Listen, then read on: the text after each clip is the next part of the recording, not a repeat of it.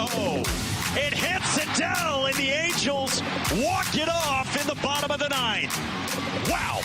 Oh, man, talk about disappointment for the Cardinals and elation for the Angels, all wrapped up in one here. Cardinals with back-to-back devastating losses. I keep seeing the bullpen blow the game, blow the game, blow the game. Let's get nasty on a Tuesday. It's a Fast Lane on 101 ESPN with Andrew Marsh, Carey Davis, and Jamie Rivers. I'm Anthony Stalter, 201. Your time check is brought to you by Clarkson Jewelers, an officially licensed Rolex jeweler. That was unfortunate last night in Anaheim as the Cardinals blow a 2-1 lead. Not as bad as the one they blew the day before, of course. Getting better? When they choked away a 7-run lead in Arizona. The Cardinals have now opened up the second half of the season, dropping 3 of their first 4 games. Hi, we're the Fast Lane.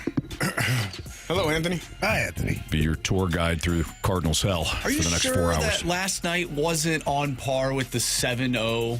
The Angels, after last night, finally snapped a 106 straight losing streak when they enter the 9th inning trailing. Hey, Marsh, they were due. But they weren't It's a trailing due by factor. 7. True. That's fair. You know, that's where I go with that. But the Diamondbacks are a better team than the Angels. Well, the Angels have Mike Trout. And they didn't even get a damn hit Joe to Adele. win the game last night. No, they didn't. They didn't need it. There was a hit.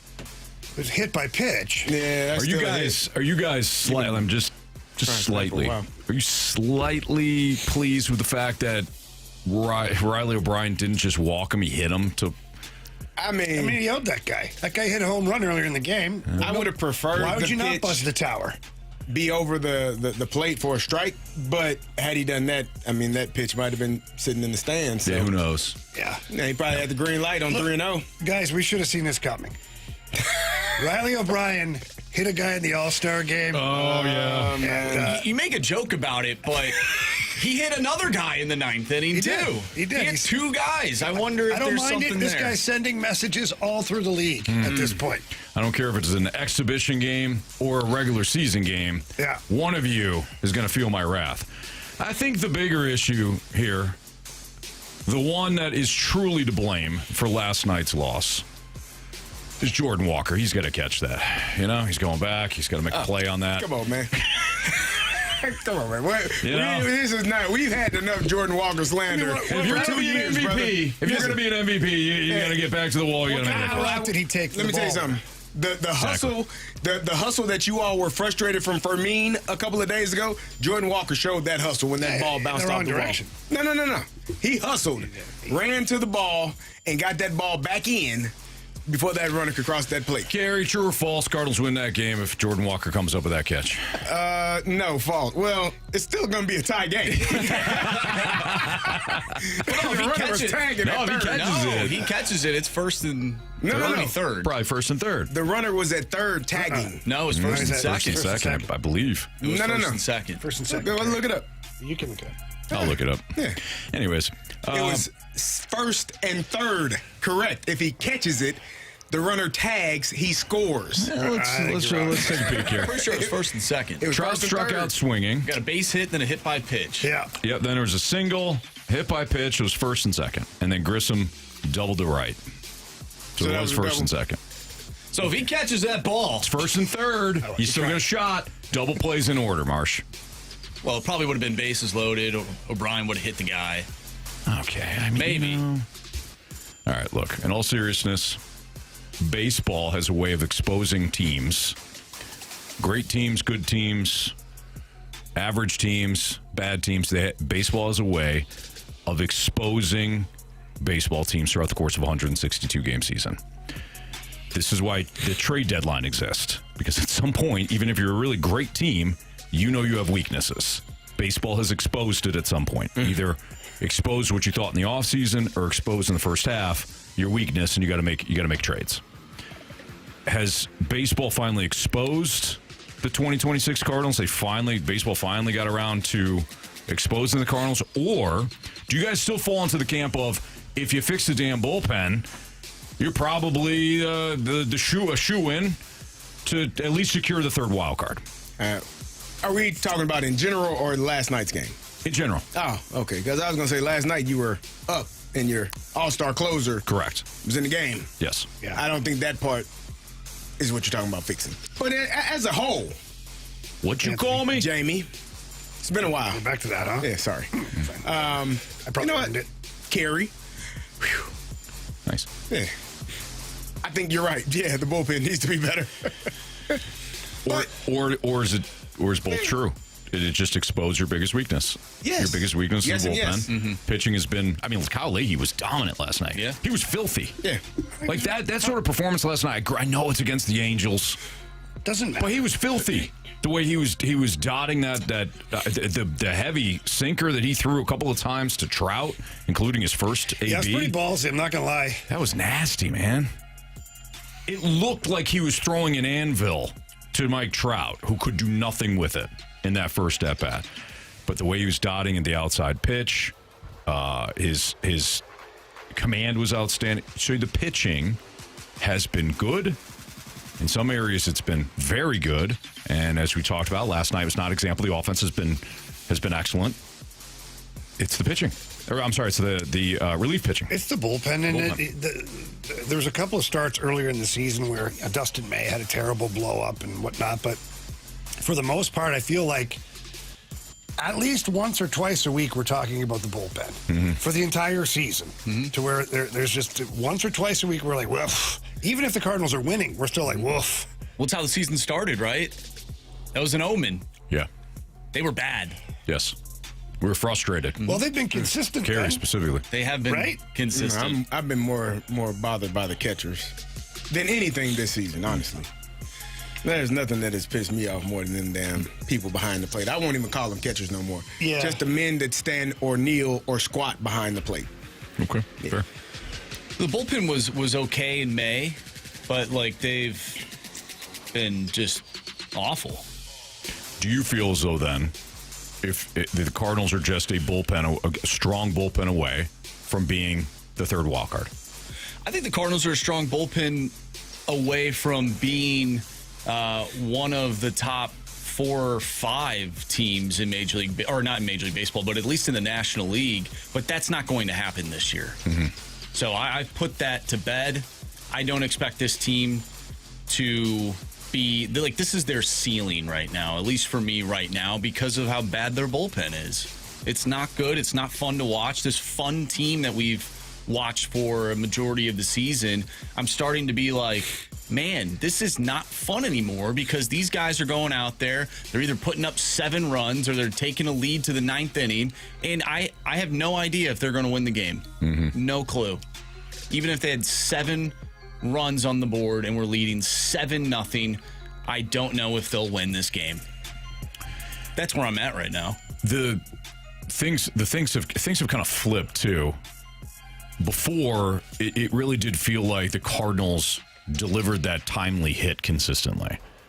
Yeah, the late rallies were there, the comebacks were there, the resilient wins that we all talked about.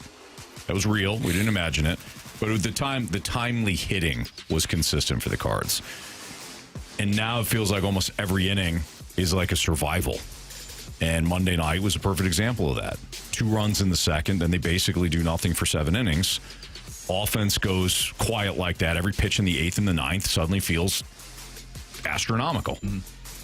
Yeah, we've seen the last 2 seasons, the reason why this team, in 2025 and 2026 fell off a cliff. I'm not saying they're doing that right now, but they're on their way.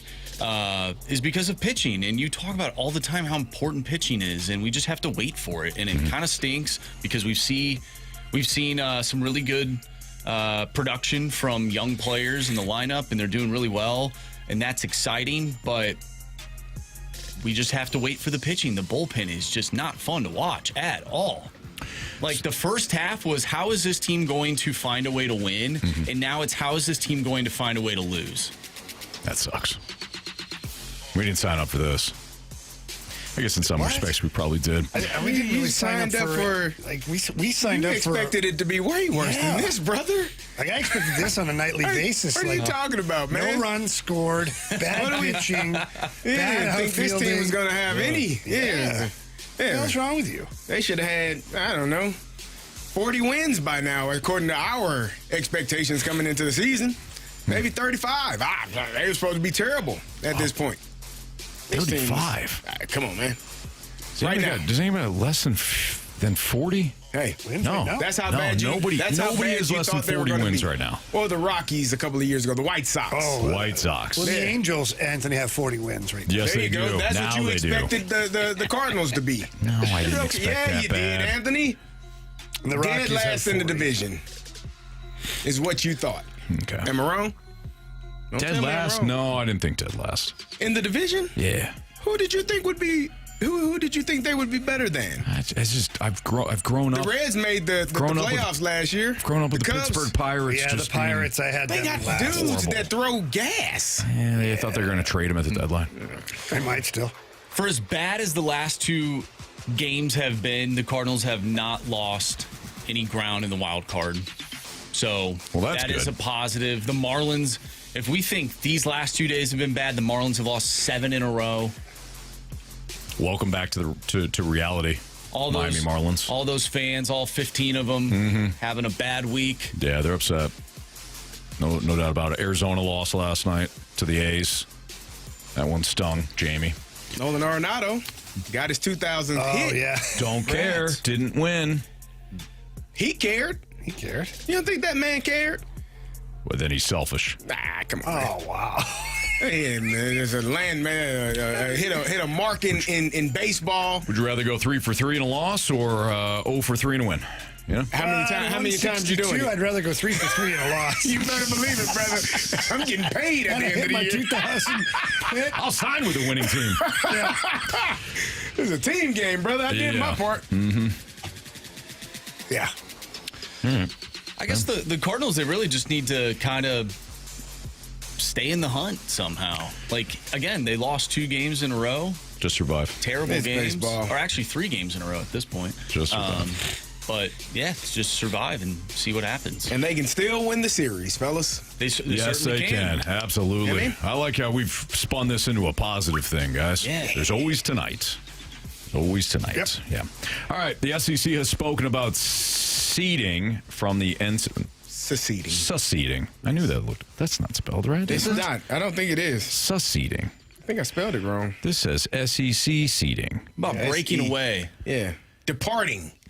SEC is spoken about breaking away. Spelled. It was on my phone. I didn't retype it Seeding. when I got into. I know. I mean, I it's know. Did it on my paper. phone. We're going to read it. I wrote it. I didn't type it out. This says Seceding. eating. Succeeding. Seceding. SEC eating. Yeah. From You know, the we NCAA. write whatever. We read whatever's written. Right. That's my my bad. I just did. That's my bad. Hey. I'll take that. Gary, That's you're my fine. bad. You know what? I didn't proofread. Okay. Yeah. Took Carey for And his you know word what? that It's he knew my- how to spell. That's my bad. I He didn't certainly doesn't. take a look ahead I know how and to spell. Hell out of here, dude. Along with spell check, he still misspelled it. I did. The Things- spell check didn't correct it. Hell, That's because you write it wrong a lot. I never wrote that word. there's sometimes I do that. And spell check's like, dude, I can't even help you. Curb stomp. Thank you. We appreciate you. It's very rude. Wait, what? What was rude? Curb stomp. Wow. Said the show opening has been brutal. What? I don't understand. Like, was a good brutal segment. because we're talking about the Cardinals? I don't know, Oh, man. we're- Knowing curb stomp, he just means it's brutal to relive it. Nah. With us. I think he meant. I Are think we he meant. brutal? Or No, brutal to curb Curb the stomp. curb We stomp. need more information. I need No. follow up He behind typed it what all you in mean. caps. In all caps. I which am means defending. He's yelling. Yeah. I am defending curb stomp on this. He does We're not not attacking mean him. we're I just brutal. want to know the And I difference. think he did mean that. It was brutal. And if brutal you to did his mean it, did you mean it eardrums. at all of us or just a couple of us? No. I don't know. Which part was brutal? Was it the delivery? Was it the topic? Was it the poor spelling for the next segment? Was it just us in general? Was it just us as people, as a whole? Yeah, he's usually the one in on that one.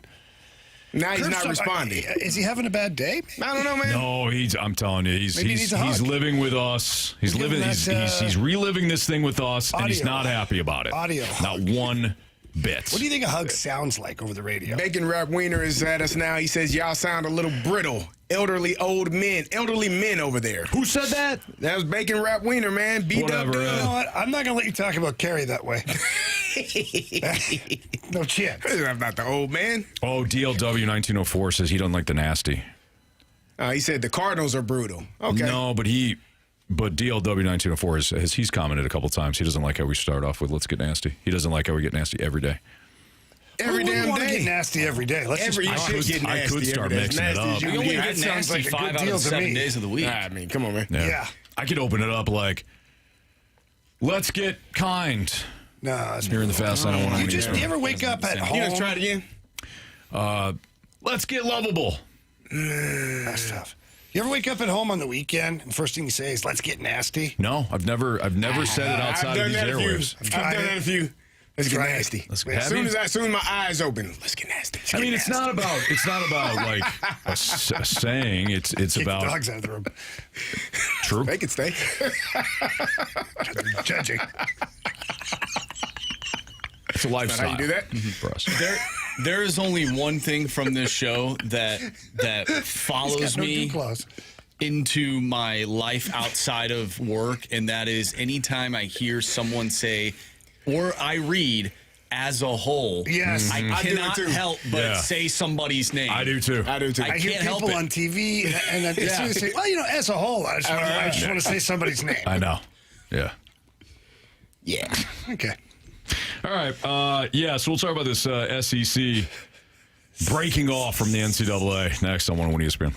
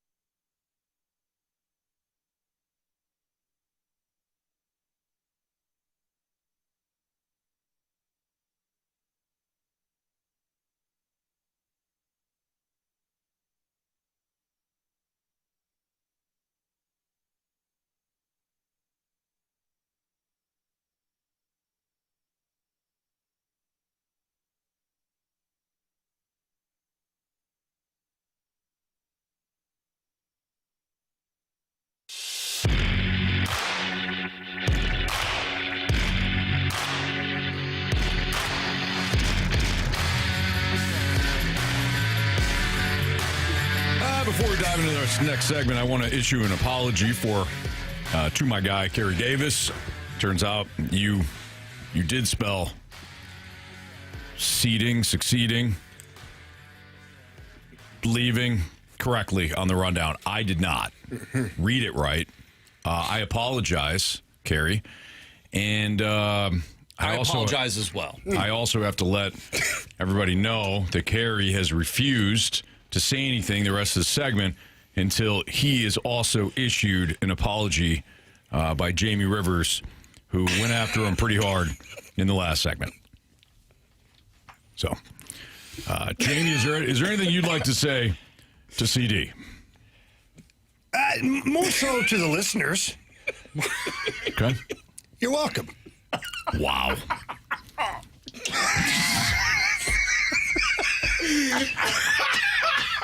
Okay. We finally did it. Now we got a standoff here. Why don't we just dive in here? So the SEC, the commissioner, Greg Sankey. I'm sorry. Thank you. I'm sorry. I was like, I don't want my man. Like, otherwise, we got to talk a lot. Thank you, Jamie. Rather have Carey just get it wrong more. Commissioner Greg Sankey insists SEC breakaway threat is real as rules frustrates linger. This was the big story yesterday. Before we give our take, here's Heather Dinich of ESPN talking about the very real possibility that the SEC could break away from the NCAA.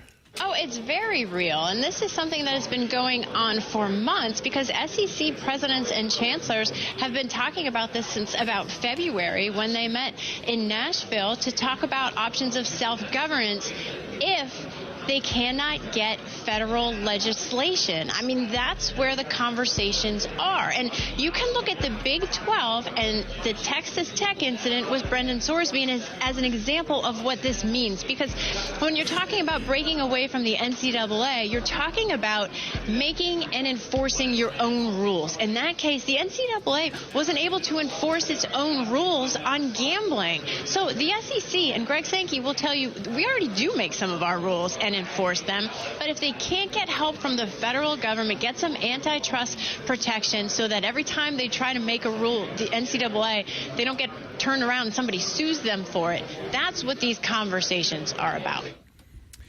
I thought that was intriguing.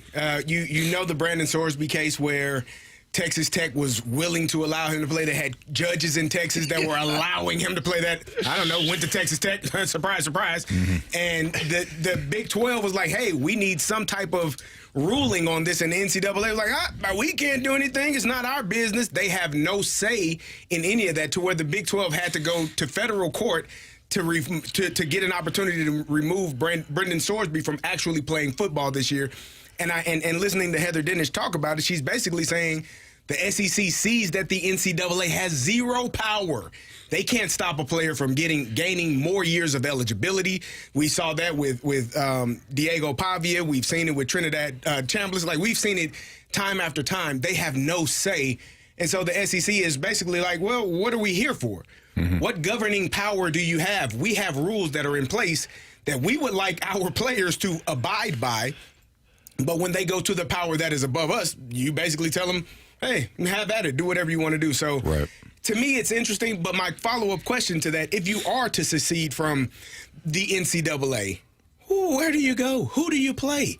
What are you gaining from this? What other sports? Because I think oftentimes we always think of football.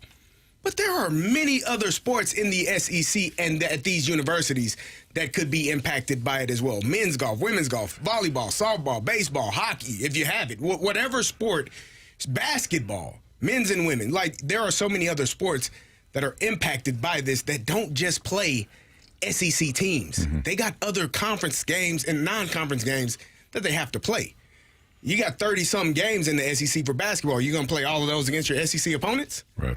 Like, how does this impact everything else other than just football? Does it remind you guys of Live Golf? Like when Live and those players, they broke away.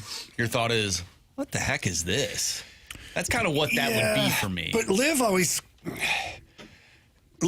seemed unsustainable. with the amount of money they were throwing at the big names to get them over, it didn't feel real.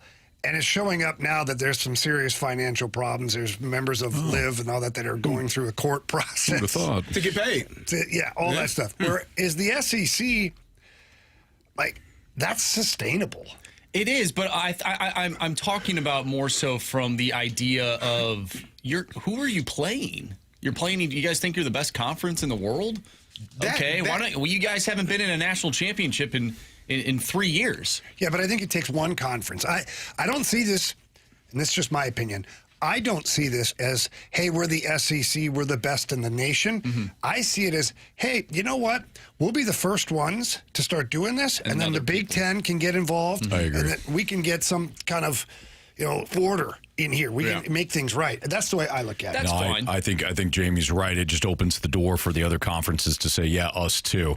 And the word, Carey, that you use that I think is most poignant is power. Mm-hmm. Greg Sankey, when he was talking yesterday, he was basically talking about power, specifically who gets to make the rules for the biggest business in college athletics. Right. That's what he's asking. It is a mess, though. It totally is. There's no rules, then there are rules, and then there's rules that are not there, but then they're being broken. Right. And you're like, wait, what? It's almost like watching a parent who has lost control still try to mandate rules. Like, you're not going out, and the kid's been going out for 10 straight days. Like, I'm out. That security person that once the guardrail breaks and everybody's running in, right? No, you can stop. Yeah. At some point, you're going down. At some point, you're like, let's get out of the way, brother. Yep. So the NCAA isn't the story anymore. 10 years ago, I think every college sports conversation started with, what is the NCAA going to do? And now the NCAA is almost an afterthought. Instead, it's the SEC, it's the Big Ten, it's college football playoff, it's even Congress or the courts, and that's kind of remarkable to some degree, but the NCAA has lost so much authority that the two biggest conferences are openly discussing life without it. And we're all like, yeah, SEC and Big Ten is probably just going to break off and do its own thing. And maybe it does get to a point where all the conferences break off and they all just have agreements with each other to play against each other, set up schedules and whatever. But what's kind of funny, don't you see at some point them saying, you know what we should have? Kind of the ultimate ruler over all of us, Commissioner. Maybe a commissioner. I was just about to say that. Josh Pate. Do we see a world where the NCAA still exists, like over here? Like, what's the guy? The coach in Tampa, who they unplugged his headset? Bruce Arians. There you are. We're going to take away all your power, but here you go. You're over here. Right. And then the big conferences create their own entity that would govern all the big conferences where there's rules that are applied and the standards and things that are set up. Yeah. And they just say, no, NCAA, we're good. You just stay over there, take care of some of those other things, and we're good over here. Sure. Like, do we see a world like that? I could see that. Okay. I don't see it happening. I don't know, because I don't know how long it takes for other teams to follow. Like, if you're out on an island by yourself for an entire year, what does that do to your conference financially?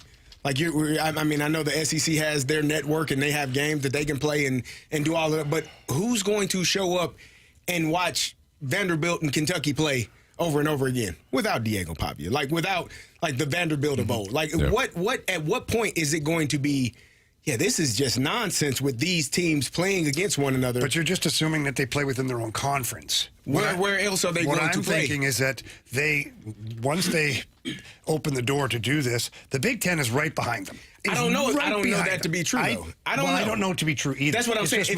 If it takes a year, like, how much money are you losing financially by doing that? And it takes the Big Ten a year, because if you move on, let's say, I don't know what would be the time frame for you to move on, and how long does it take for the other who's to say they're not conferences? But how long does it take for the other conferences to get in line and say, okay, we can follow them as well? You're right, but is it even the other working direction? for them? Who's to say they haven't already talked? Agreed. And said, hey, look, as soon as one of us, right now, you guys break the plane, we're right behind you. Right.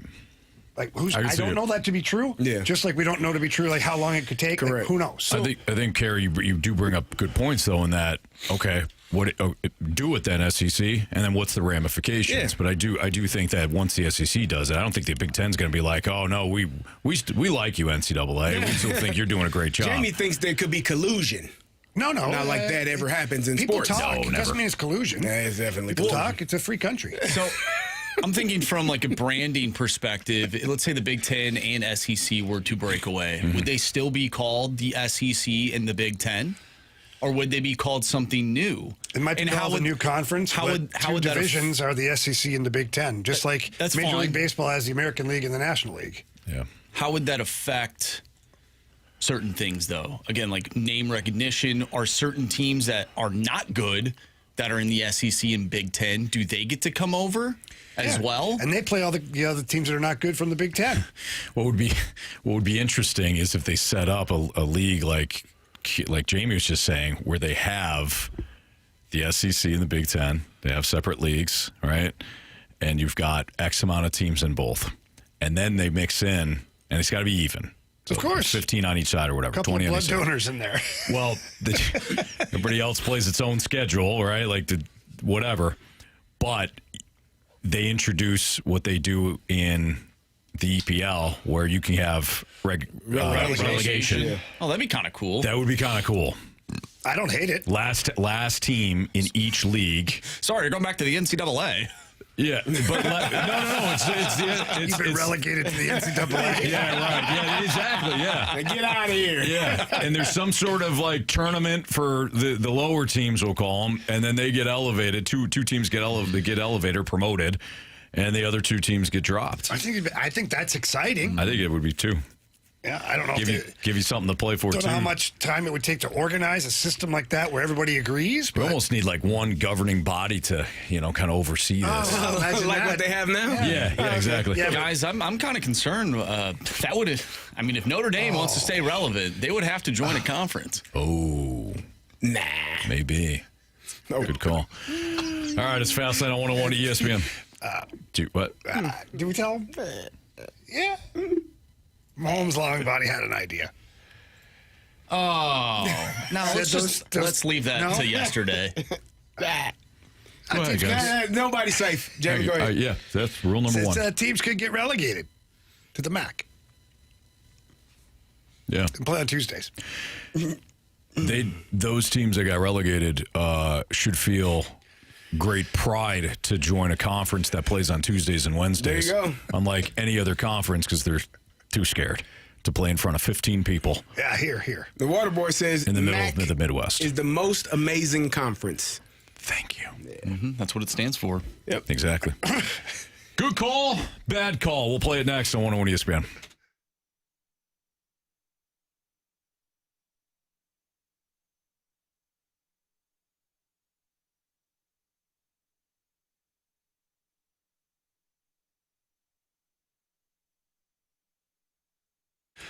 My friends over at Urban Chestnut, always developing great new beers for the people of St. Louis. And how do they know what people in St. Louis like? Well, that's because it's brewed right here in St. Louis. It is a local brewery. So they've got this Wickle Light. It is a light lager with low calories and low carbs, crisp, clean, refreshing. It is an amazing light beer. It tastes like beer, which a lot of them don't. A lot of them taste a little bit watered down. Not this Wickle Light. It is available in bottles and cans. Only 95 calories, only 3.7 carbs, and it's really great for any occasion. Whether you're just grilling in the backyard or you got a big party going on, trust me, this Wickle Light holds its own. It's not alone. Got the originals Wickle, and they've got a brand new one. Squirrel Works, just released not too long ago. It's a hazy IPA. It really is an awesome IPA. They're available in 4-pack or single cans. You can find all these all over St. Louis, including over at Dirt Cheap. They got them on sale over there as well.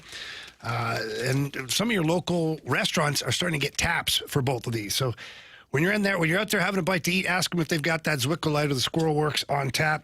Hopefully they do, but most of all, just check it out.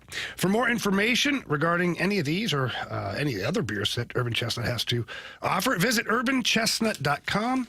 Again, that's urbanchestnut.com. Prost!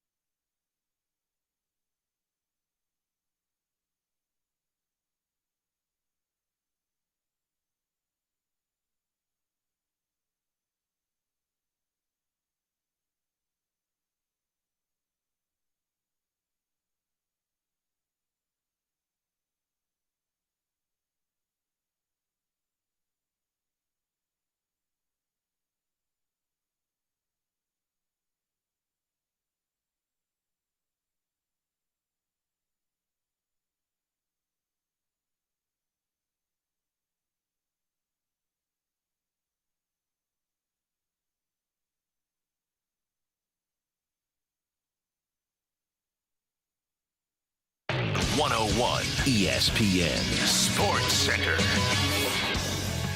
I'm Andrew Marsh. It's time for a Sports Center update brought to you by Saliga Heating and Cooling. Another brutal loss for the Cardinals last night. They fall to the Angels in Game 1 of this series. The Cards with a 3-game losing streak, back-to-back days with blown games. They're back in action tonight. Matthew Liberatore will take the mound for the Cardinals. 8:38, first pitch. I'm Andrew Marsh, and the Sports Center update is brought to you by Saliga Heating and Cooling, a Daikin heating and air conditioning dealer.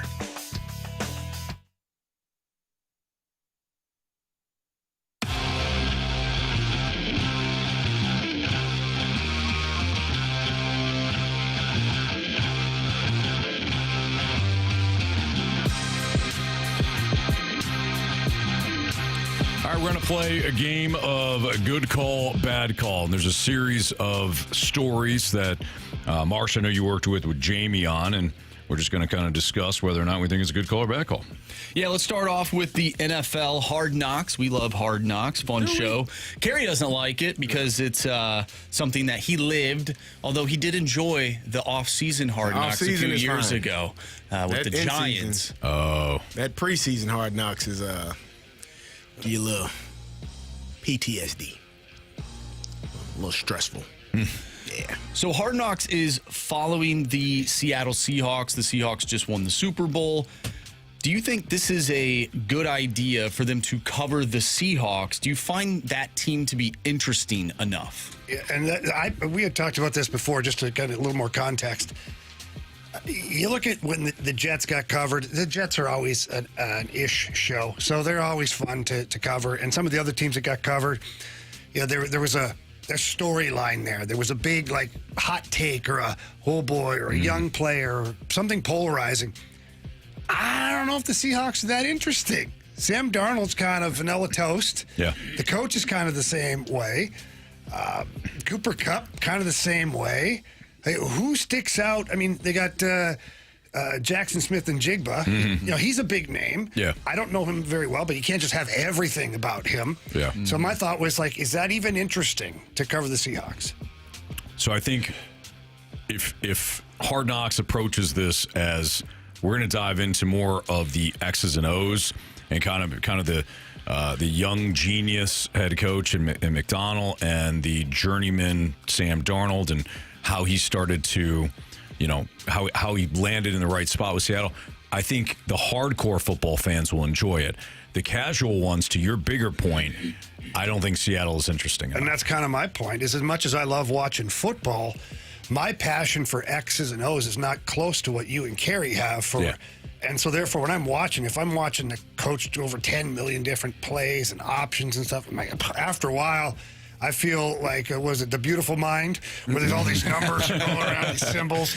I want some storyline. I want something compelling to watch. Yeah. And even though I might be watching a great breakdown about a play or set it up, even Bill Belichick, as intricate as he's been, at times it gets boring to just listen to him talk about it. Yeah. You went the NFL version of Trash TV, which is a very combustible team. Like you mentioned, the Jets, that team with Aaron Rodgers, there's so many different storylines, and they're the Jets, right? Mm-hmm. Like, what have they ever done? Right. In my lifetime, at least.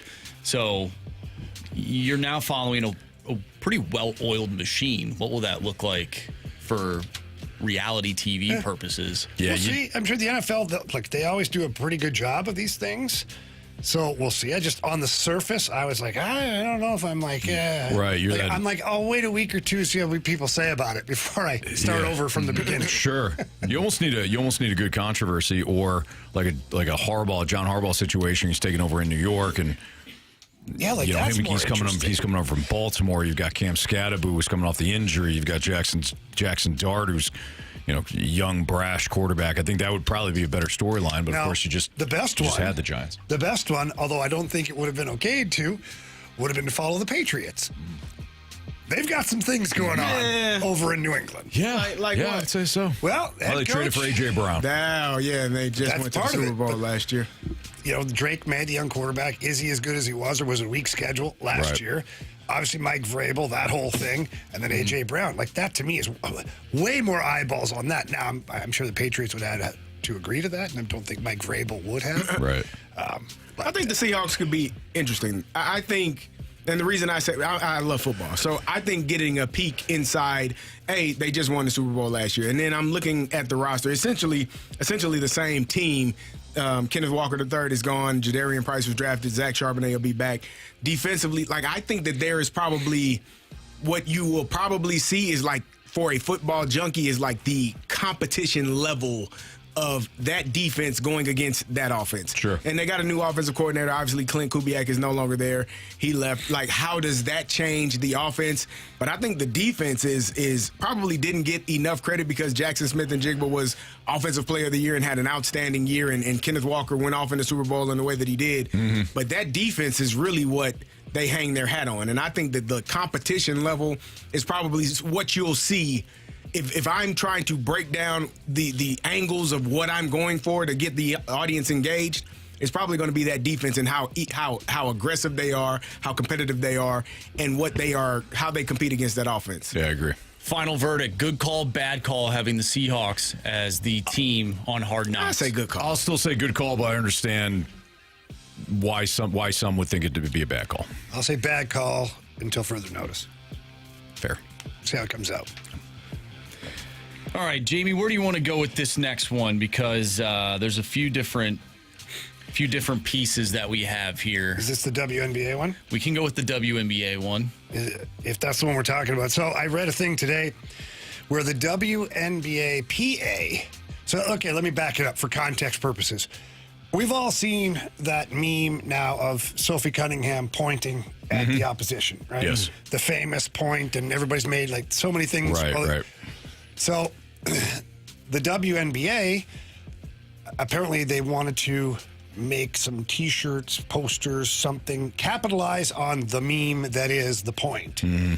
Well, the WNBA stepped in and said, nope, we're not doing it because we don't profit off of things that come from like a confrontation on the court, like a competitive confrontation. Mm-hmm.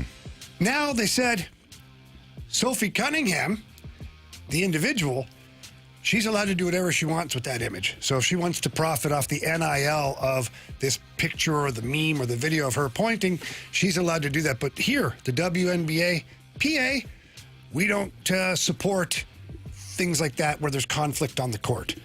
I thought to myself, how dumb can you be? Like, how dumb can you possibly be? The union, every union that's out there is there to protect all of the members, but specifically protect the weakest links. And this union now, there's girls that aren't making any money in that league. Mm-hmm. They're not a big name. They're not the best basketball player. Maybe they're not 6'7" and blonde hair. Like, you get what I'm saying. So don't you think if they could pool money over different events that happen throughout the season, a Caitlin Clark thing, Angel Reese, Sophie Cunningham, pick some of your biggest names, and you put all that money in a pool, and then maybe they split up that money amongst all of their membership. Right. Somebody gets a few extra bucks at the end of the year. The way they're doing this, Sophie Cunningham, who already makes north of $10 million with her endorsements and everything, maybe even more than that, she's going to be able to now turn to her marketing team and say, all right, guys, have at it. Mm-hmm. T-shirts, hats, whatever you want to make out of this thing, let's go. I just think it's the WNBA PA, I feel like they're in the way. Like, they act like they're there for the best of the players, which I'm sure they are for the most part, but there's been a couple things over the last 2 or 3 years that I'm like, what? Yeah. Hey, what are we doing here? Well, everybody's trying to die on, like, their own hills, it seems like, in the WNBA. Righteous. Yeah. Like, we won't capitalize upon a confrontation. What? Well, not only that, but, like, Caitlin Clark comes in, they don't like her. Okay, well, you're killing your own momentum.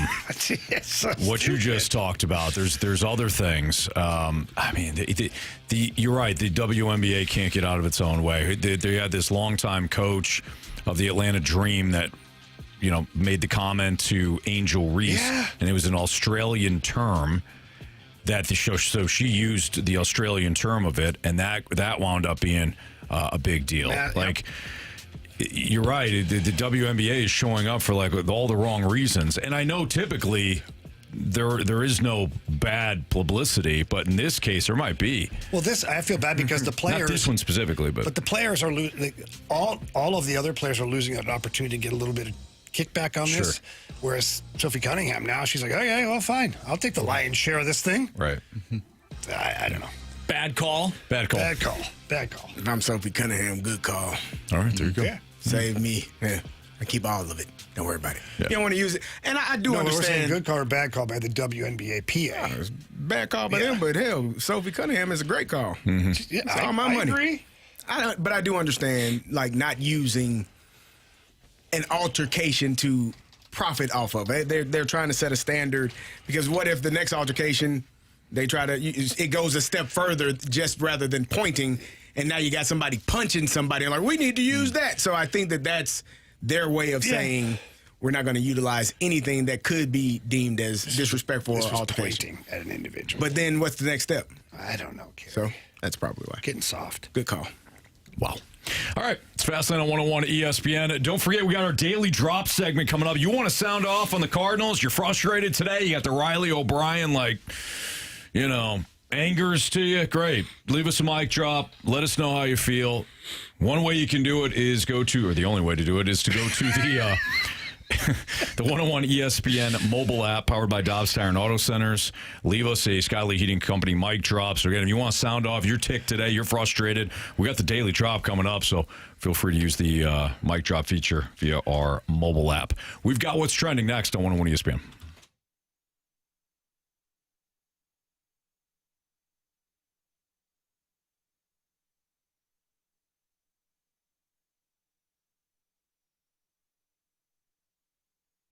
Circus Sports doing a lot of things right now, getting ready for big football season.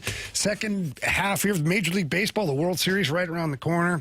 They're also celebrating America turning 250 years old, and they're celebrating by offering all users in Missouri $250.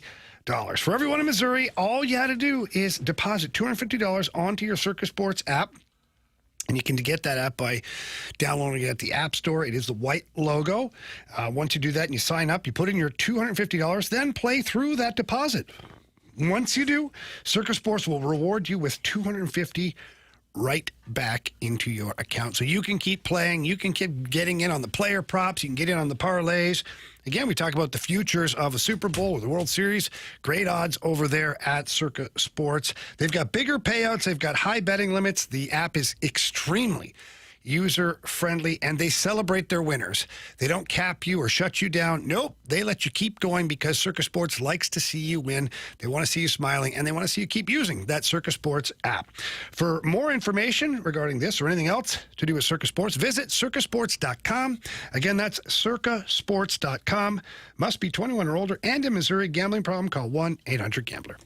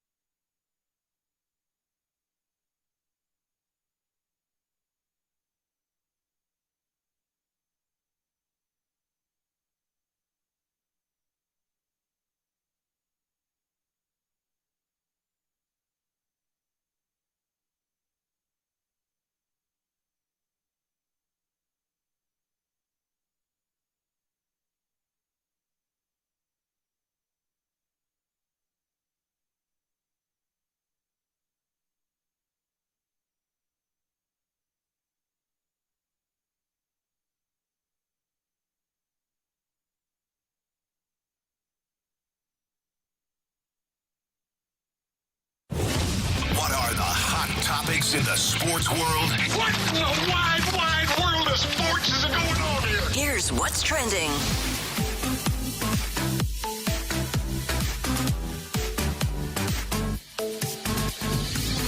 Welcome back to the Fast Lane here on 101 ESPN with Anthony Stalter, Jamie Rivers, and Carey Davis. I'm Andrew Marsh, and it's time for What's Trending. Before we get to the real story, real quickly here, boys, the Blues have partnered with the NHL to produce regional broadcast of the games during the 2026-2027 season. Availability, channel locations, and a direct-to-consumer option will be announced before the start of the season. I know we've had people text us throughout the last few months asking, what channel will the Blues be on? We'll find out, but it looks like they're making headway with whatever they're going to do. Yeah, so it's my understanding that it's going to look a lot like the Cardinals right now, to where they'll be efforting Spectrum to have a allocated channel for the games, pregame, game, postgame, and then maybe whatever other ancillary content they want to add to that. I know they've had a lot of discussions internally about having other shows on that channel, maybe old games, classic games, things like that that would run. And then also they're going to be streaming. Now, the streaming service that they are going to go with, I think that's to be determined still. But the NHL is in on this with their production crew. It's going to be like a centrally located thing where they produce and operate all the games at one location. However, each team will still have their own producers, directors, camera crews, and things like that in the buildings. That's about all I know at this point. So what's trending is usually topics that are occurring today, modern day. But for today's show, we want to take a chance to get no, this is what's trending. Anytime the past can be important. I was just about to say that. Damn it, Jamie. Whatever, dude. Shut your mouth. You shut your mouth. All right. So what Marsh is alluding to is I got a buddy that he still works in newspapers, and somehow he found this and he sent it to me. And he didn't tell me, he didn't give me any sort of heads up on like what the article was about. So I open up this PDF, and it's a newspaper, the Sports Daily Chronicle. It's Friday, July 2nd, 1999. And their lead story is something to do with golf, and I'm like scrolling down, Women's World Cup 99. They got this huge feature on that. White Sox pull out a win against the Royals, and then there's this little side article. And this is, I start reading this. So my buddy sent me this. The lead is DeKalb falls to foe Nequa in IHSA play. And Nequa Valley is where I went to high school. So it says DeKalb. Nequa Valley baseball coach Robin Renner was forced to take a different approach and just hope for the best and see what unfolded. Out of pitchers because of a game-filled week, Renner used senior Anthony Stalter as a starting pitcher. Now, I start to remember this game. And I'm like, I think I did pretty well in this. Reading on. The problem was Stalter had never pitched before, defining the word emergency starter to a T. But Stalter made Renner look like a genius by pitching a complete game in leading Nequa Valley to a 13-2 win over DeKalb yesterday in IHSA League Baseball. I'm like, all right. Yeah. Yes, I did pitch well. I'm like, boy, they probably had some great things to say about me. Quote, Anthony's never pitched at any time, said Renner. That's my coach. Whose team improved to 5-8 in summer play. He just threw strikes and didn't walk anybody, and the defense helped out. When I heard that, by the way, I was like, you're a Cardinal. Yeah, darn right. Pitch the contact guy. The thing about it, I'm sure, knowing him, he did not want to use me as a pitcher that day. At all. And the fact that I did okay, or did well, probably to some degree, was like CD when I'm right about something in the lineup game. He's like, yeah. Good job. Yeah, he threw strikes, didn't walk anybody, but defense helped out. Like, that was it. That was the only quote from him. Here's the best part.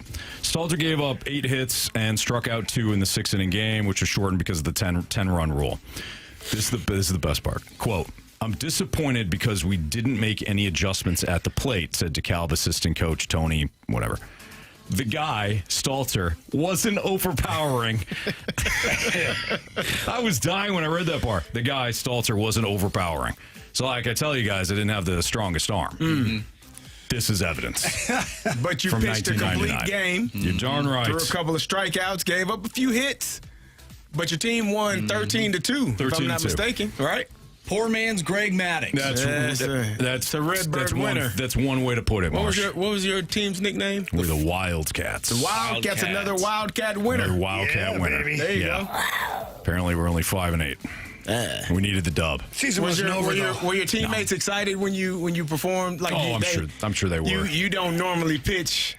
And clearly, Carey, it says Anthony has never pitched any time. But maybe that was the mistake that everybody made. Yeah, maybe maybe you were in the wrong position to begin with. Maybe you were the next Greg Maddux.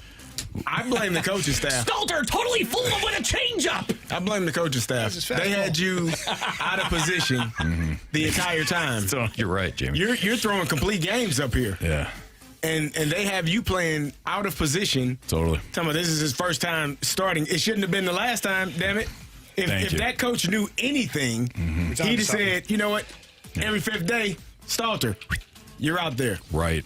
You got it. Yeah. Missed opportunity, clearly. Yeah. The mound. Mm-hmm.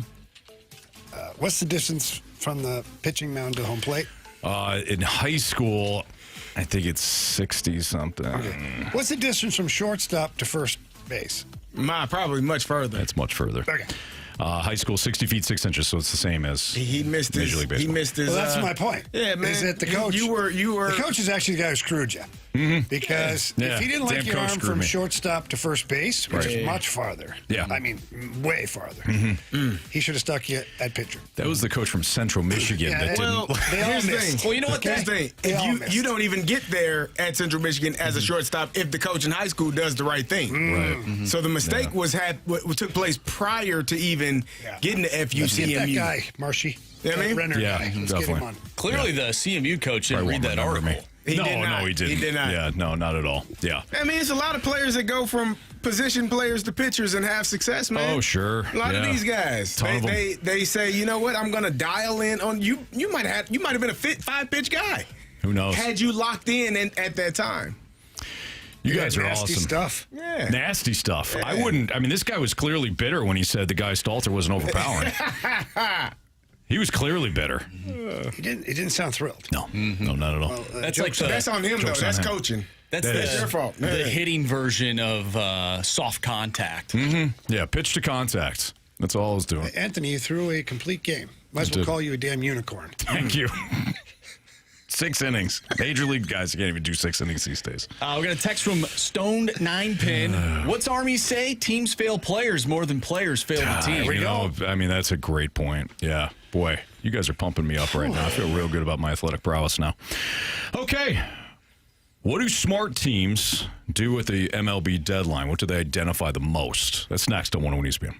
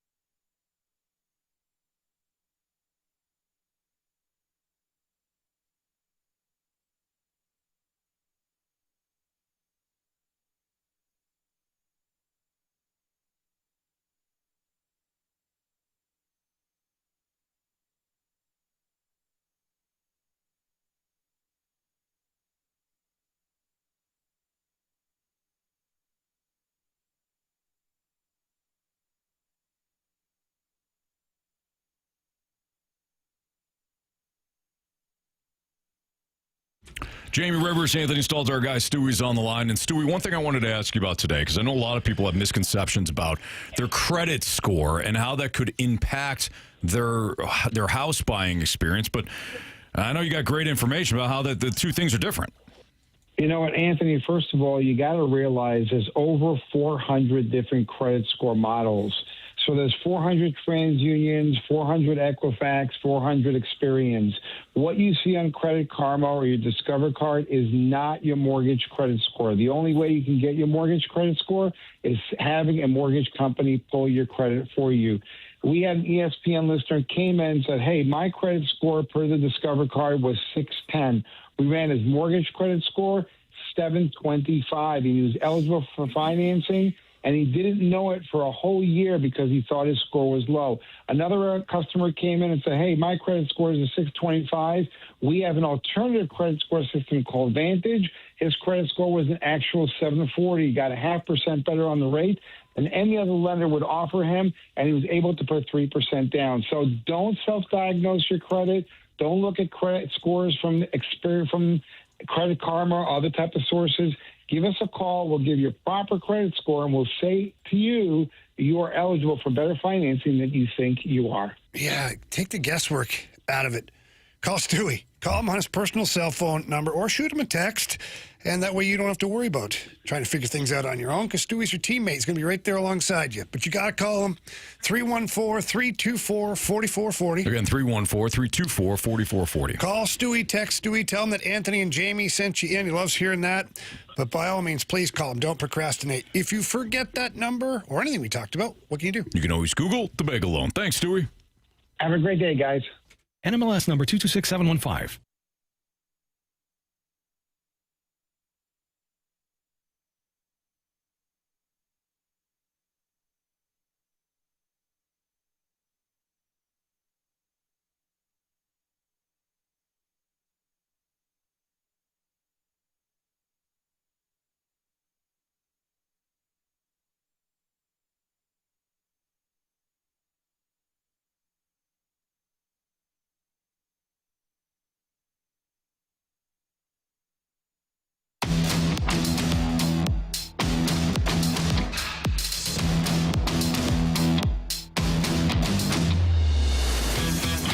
Fast on 101 ESPN. There was an article done by The Athletic today, Carey, that broke down the archetypes when it comes to the trade deadline. And I thought it was a really interesting article because it was talking about, you know, what you can find typically at the deadline. You can find aces, you can find bullpen arms, you could find superstars that need, you know, a new change of scenery, maybe because their contract's up and their next, you know, team or their team that they're currently on probably won't pay them. Mm-hmm. Maybe you just need an extra bat, somebody that can hit lefties or righties better, and you can have that guy off the bench. Whatever you're looking for, you can find them at the deadline because those players fit certain archetypes. What do you think that the smartest teams typically do, though? Like, if we're just going to generalize this at the deadline, what do you think that the teams that typically get it right, so that's what I'm saying by smart, they typically get it right at the deadline, what do you think the common trait is? I would probably say the team, a team that gets it right and puts themselves in a position to win a championship. Yeah, maybe you don't win a World Series, but you're damn close. You make a run, you win the division, you make the playoffs, you win a couple series, whatever. So I would have to do it like process of elimination. So for me, it wouldn't be finding that ace because I would assume you already have that guy. It wouldn't be finding that bat because I would assume you already have that guy. I would think it would be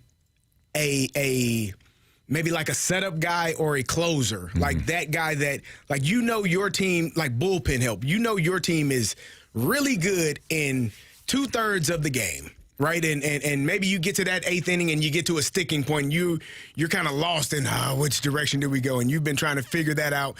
So either that 8th inning guy or that guy to close it out would be my guess as to what really the best teams are doing or looking for to kind of get them over that hump. Yeah. Yeah, I agree. I think that smart teams typically, they don't necessarily chase like the biggest names on the market. Correct. They chase specific roles. let's look back to our 2011 Cardinals. Now, I know they needed an historic run to get back in the second half. I know they needed a historic collapse by the Braves to also just simply get in.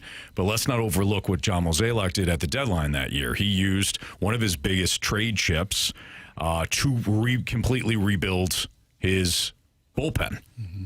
I mean, he got multiple arms in the Colby Rasmus deal from Toronto, completely rebuilt it. So he chased a very specific role, or roles in this case, so that he put himself in the best chance to just make the division or win the division and get in. And that's exactly what they did. Wound up winning the World Series. So if you look at other examples, if you look at like the Kansas City Royals. When they went to back-to-back World Series, the one year that they won it, they got Johnny Cueto. He just happened to put them over the top. Also, I think it was either the year prior or that year they acquired Ben Zobrist, and Ben Zobrist.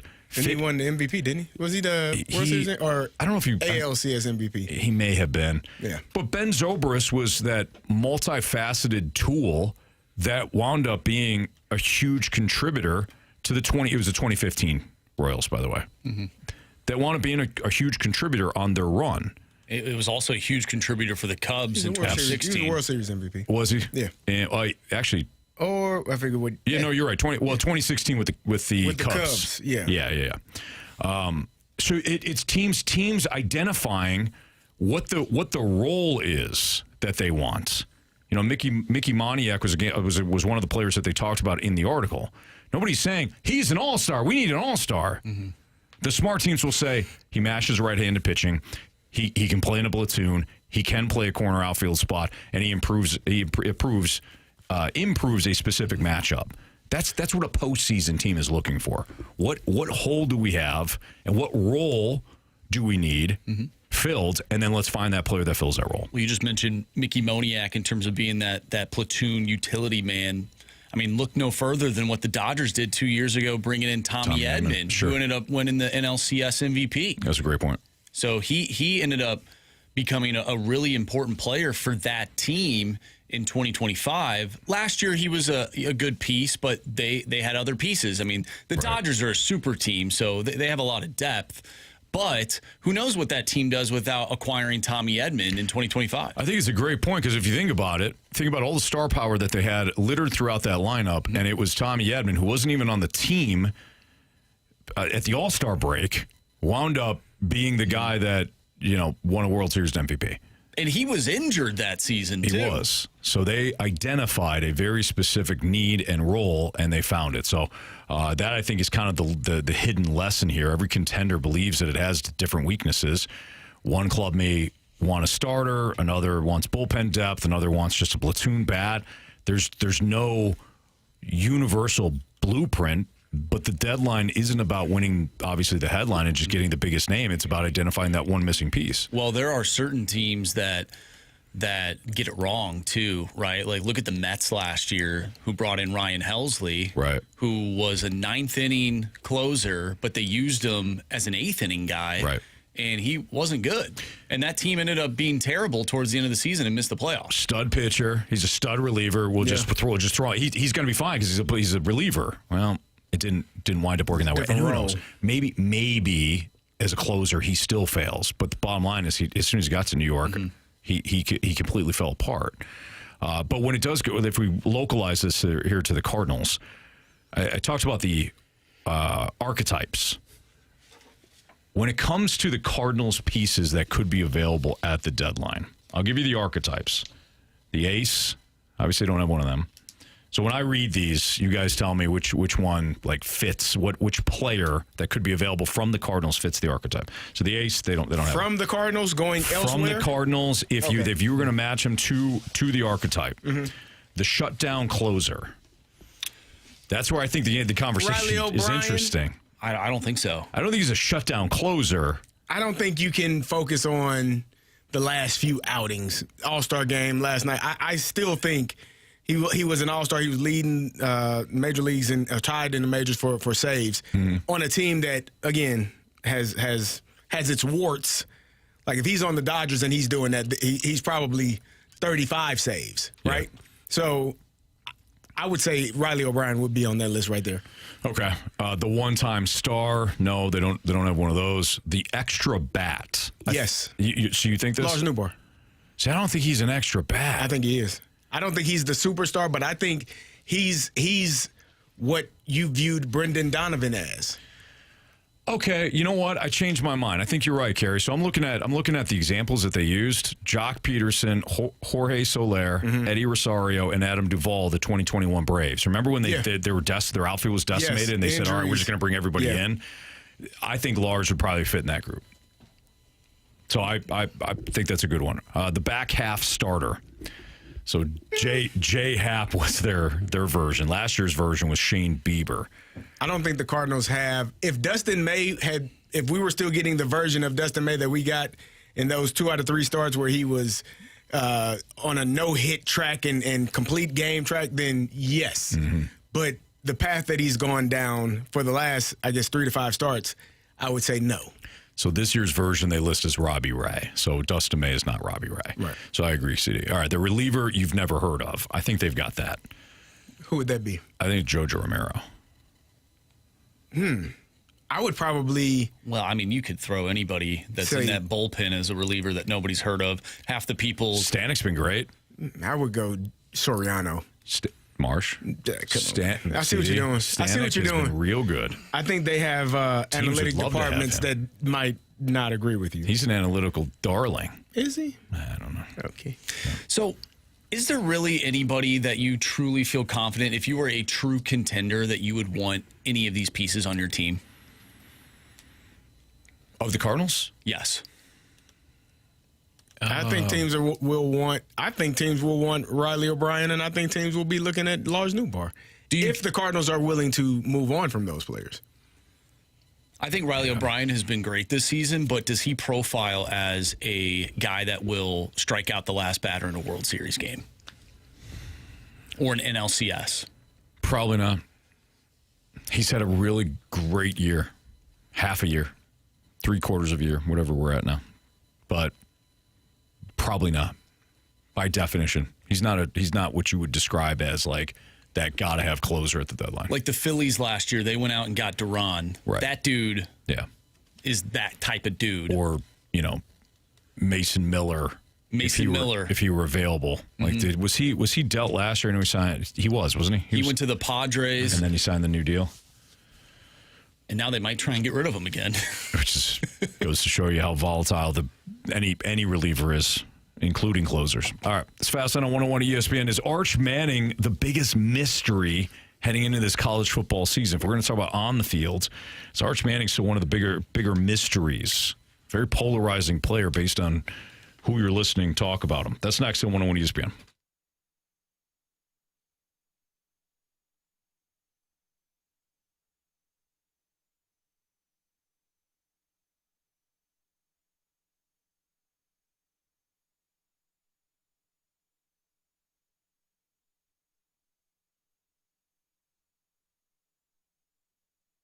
Anthony, when I got off work yesterday, I went to the gym. I woke up this morning. I worked my son out this morning, out in the sun, out in the heat. And now when I leave work today, I'm going to go back to the gym, and that's because I have plenty of energy. I'm not tired. I'm not gassed. I'm not fatigued by the end of the day, and that's because Mentality has truly helped me with the program that I'm on to be able to have that reserve energy, that additional energy that I didn't have. Yep. I feel like I'm a young man again, not completely, but I'm almost there. I'm getting to that point, and Mentality has done a great job with their testosterone therapy. It's been fantastic for me. I know you've been on the program for a little bit longer than I have, and I know you've been feeling great as well. Yeah, it's all the couple of things I want to highlight here. One, just because you're on the program initially doesn't mean that you'll stick with that exact program. They're constantly checking in with you. Hey, how you feeling?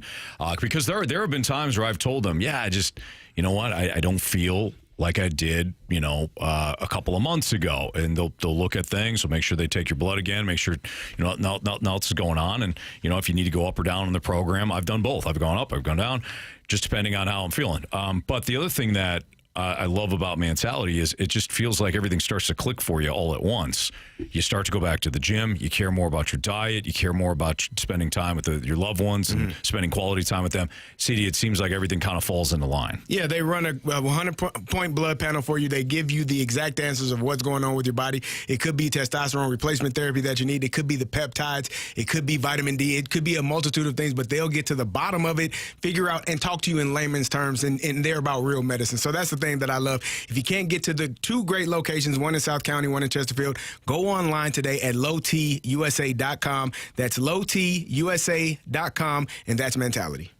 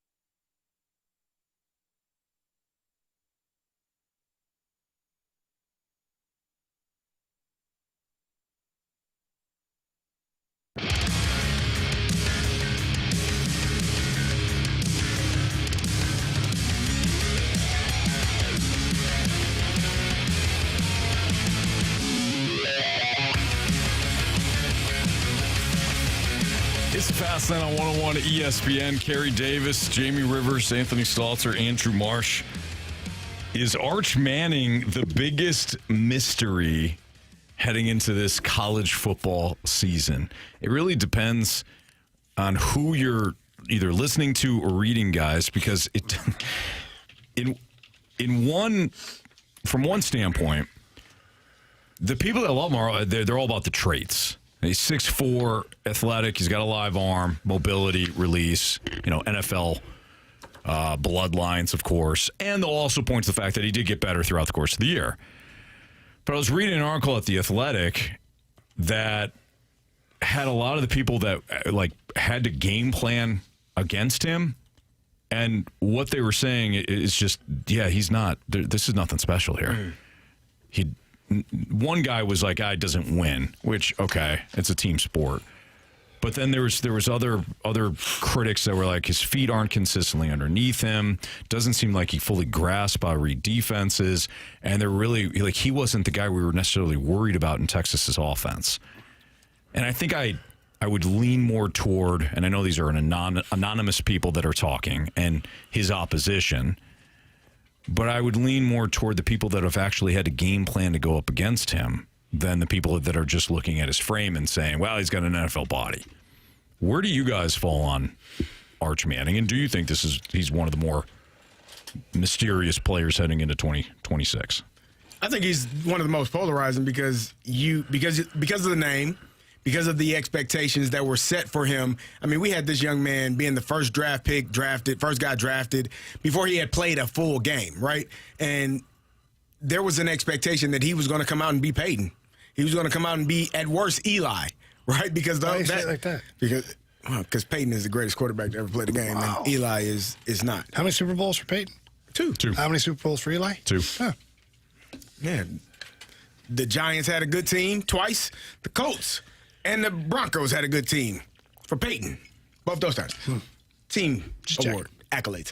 So, yeah, the expectation for him, and it didn't start great. It was bad to the point where people were wondering, what the heck are we doing? How did we end up here? And so I think the good part for Arch is it did get progressively better as the season went along. The bad part is I think that everyone expects Texas to be the national champion if you're going to have a team out of the SEC. Mm-hmm. And so there's even more pressure. There was a lot of pressure on him last year, but that was like individual pressure and expectations for him to be his uncles. Hell, they were number 1 though. Don't forget the start of the season last year. So correct. Yeah. But if you're looking at the SEC, you tell me what team you think is going to come out of there and potentially win a national championship. And I think Texas is the team that a lot of people are pointing to. LSU. Nah, I don't think so. Maybe. Not this year. Not in Lane's first year. All right. That's just my opinion. I think people think Ole Miss is that has run its course as well. We know Alabama stinks now that Saban is no longer. They stink now. Saban is no longer. They've lost 8 games in 2 years. Nick Saban might not have lost 8 games in 5 years. I don't think he did. Like they're on their way out. So when you're looking at this Texas team, I think the expectations are that they are supposed to be in the national title picture. Mm-hmm. And so that's another added level of pressure for him. Can he overcome it? I think he did get progressively better, but I also think the spotlight wasn't on Texas anymore like it was when they played Ohio State in Ohio State that first game of the year. And then when he struggled to start the game against San Jose and they struggled against UTEP, like people were like, oh, this guy stinks. And they started pulling up his high school film and look who he's playing against. Mm-hmm. Like they were picking him apart, and I think the spotlight just went away. But I think it's going to be firmly on Texas right now when they start this season. And can he do it again? I don't know. I don't know if he has it in him, but I think he will be better than he was to start last year. Yeah, go ahead, John. I thought that he was unfairly. The anticipation was unfair. Mm-hmm. I thought he hadn't played. He hadn't been a starting regular quarterback in NCAA football. D1, like all these things. That the team was ranked number 1 based upon what they thought he was, based on what they thought the team was. And they didn't meet expectations. None of them, Arch Manning included, did not meet expectations early on. And then he quietly, to CD's point, quietly as the season went on, got better and better and better and looked more like a version of what you thought he would be at the start of the season. So I don't know what this season holds for him. I do know that expectations are probably unfairly high again. And you know, if his last name was Johnson or something, and not Manning, maybe they wouldn't be as high as they are. But in fairness, then, he wouldn't be getting that NIL money he's got, and maybe the eyeballs wouldn't be on him right now as far as the NFL draft is concerned. Very true. So to all the athletes where there's lots of pressure, there's a reason there's pressure, especially in this situation here. But I'm anxious to see what he does. Mm-hmm. You know, now he's got a full year under his belt, and he's older now, and he finished the season looking a lot more comfortable in that position. Hopefully he doesn't pick up where he left off. Hopefully where he starts is farther ahead than where he ended last year. This is the part that really stood out to me in the article. So one evaluator says he's unbelievable in warm-ups. I wonder, guys, if... Oh, I don't like that comment. No. We used to say that about guys. Oh, my God, he's unbelievable in practice. Yes. They talked about, perfect spiral, easy velocity, beautiful mechanics, like they're all there. And then the game starts, like the chaos happens. You do the blitzing, the disguising of coverage, the muddy pockets, all that. And he couldn't get it done at the highest level. I wonder if even if he doesn't perform the best, as long as he doesn't crater, some NFL team in the top 10 is going to take him based on the trades and based on how he looks in warm-ups, and they're going to regret it. That's crazy. Come on, man. If I NFL teams make poor decisions in the NFL draft every year. If I pick a player based on practice or warm-up, they won't think they're making that. They're not. They won't think they're making that call. I don't know, but they will be. Arch had. There were times last year where he overthrew receivers, where he missed guys that were wide open. He also had some drops from some receivers at times, but there were times where you're like, if you are that elite level prospect quarterback, you have to hit those throws. And there were times where he just did not do that. And to hear you say, "Oh, he's great in warm-ups," that you can say a lot of things about me, brother, but don't ever say that. You ever call me a great practice player? We're going. Yeah, we got to go. We're going. Yeah, what does that mean? Like I would be so offended. That means by when that. the situation's perfect, you're fine. I mean, there's no pressure when it doesn't matter. That's correct. Oh boy, yeah. That's hard to hear. You really hate him, don't you? Yeah, I didn't say it. The evaluator did. You said it. No, I read it. I read what the evaluator said. Did Carey say it? No, you thought it. You said it. He mumbled it. I read it. You were thinking it, yeah, but you said it. You said it. Daily drop. Can't wait to hear what the people have to say about Riley O'Brien, the Cardinals, another collapse for the old Redbirds. Daily drop. We get to hear you sound off next on 101 ESPN.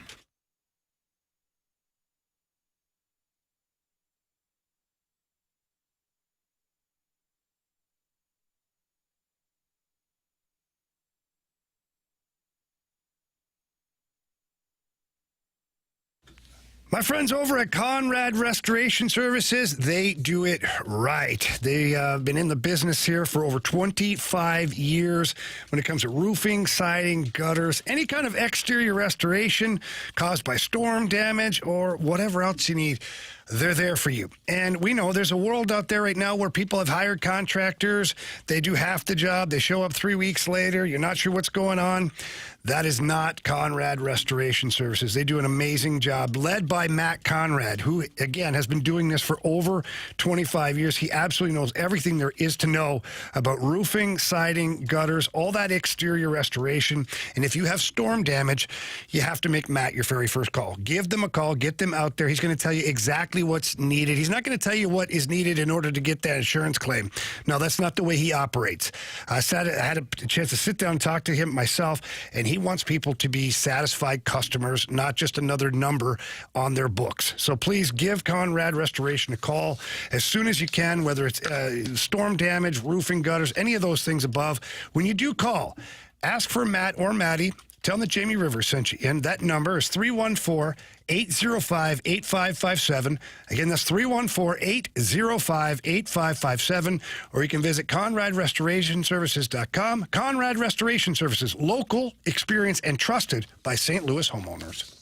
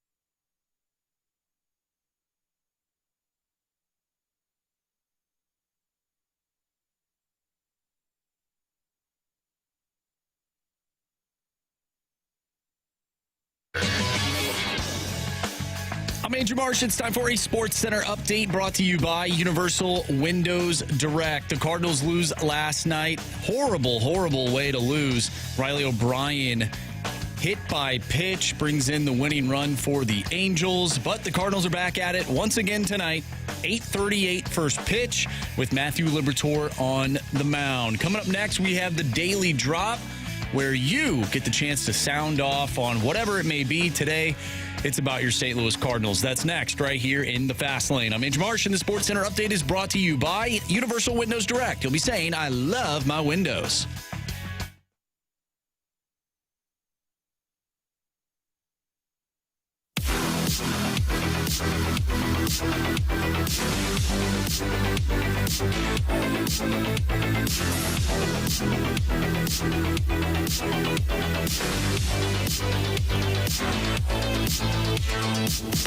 All right, Marsh was hot today coming into the office. Ooh, he came in and kicked the door open.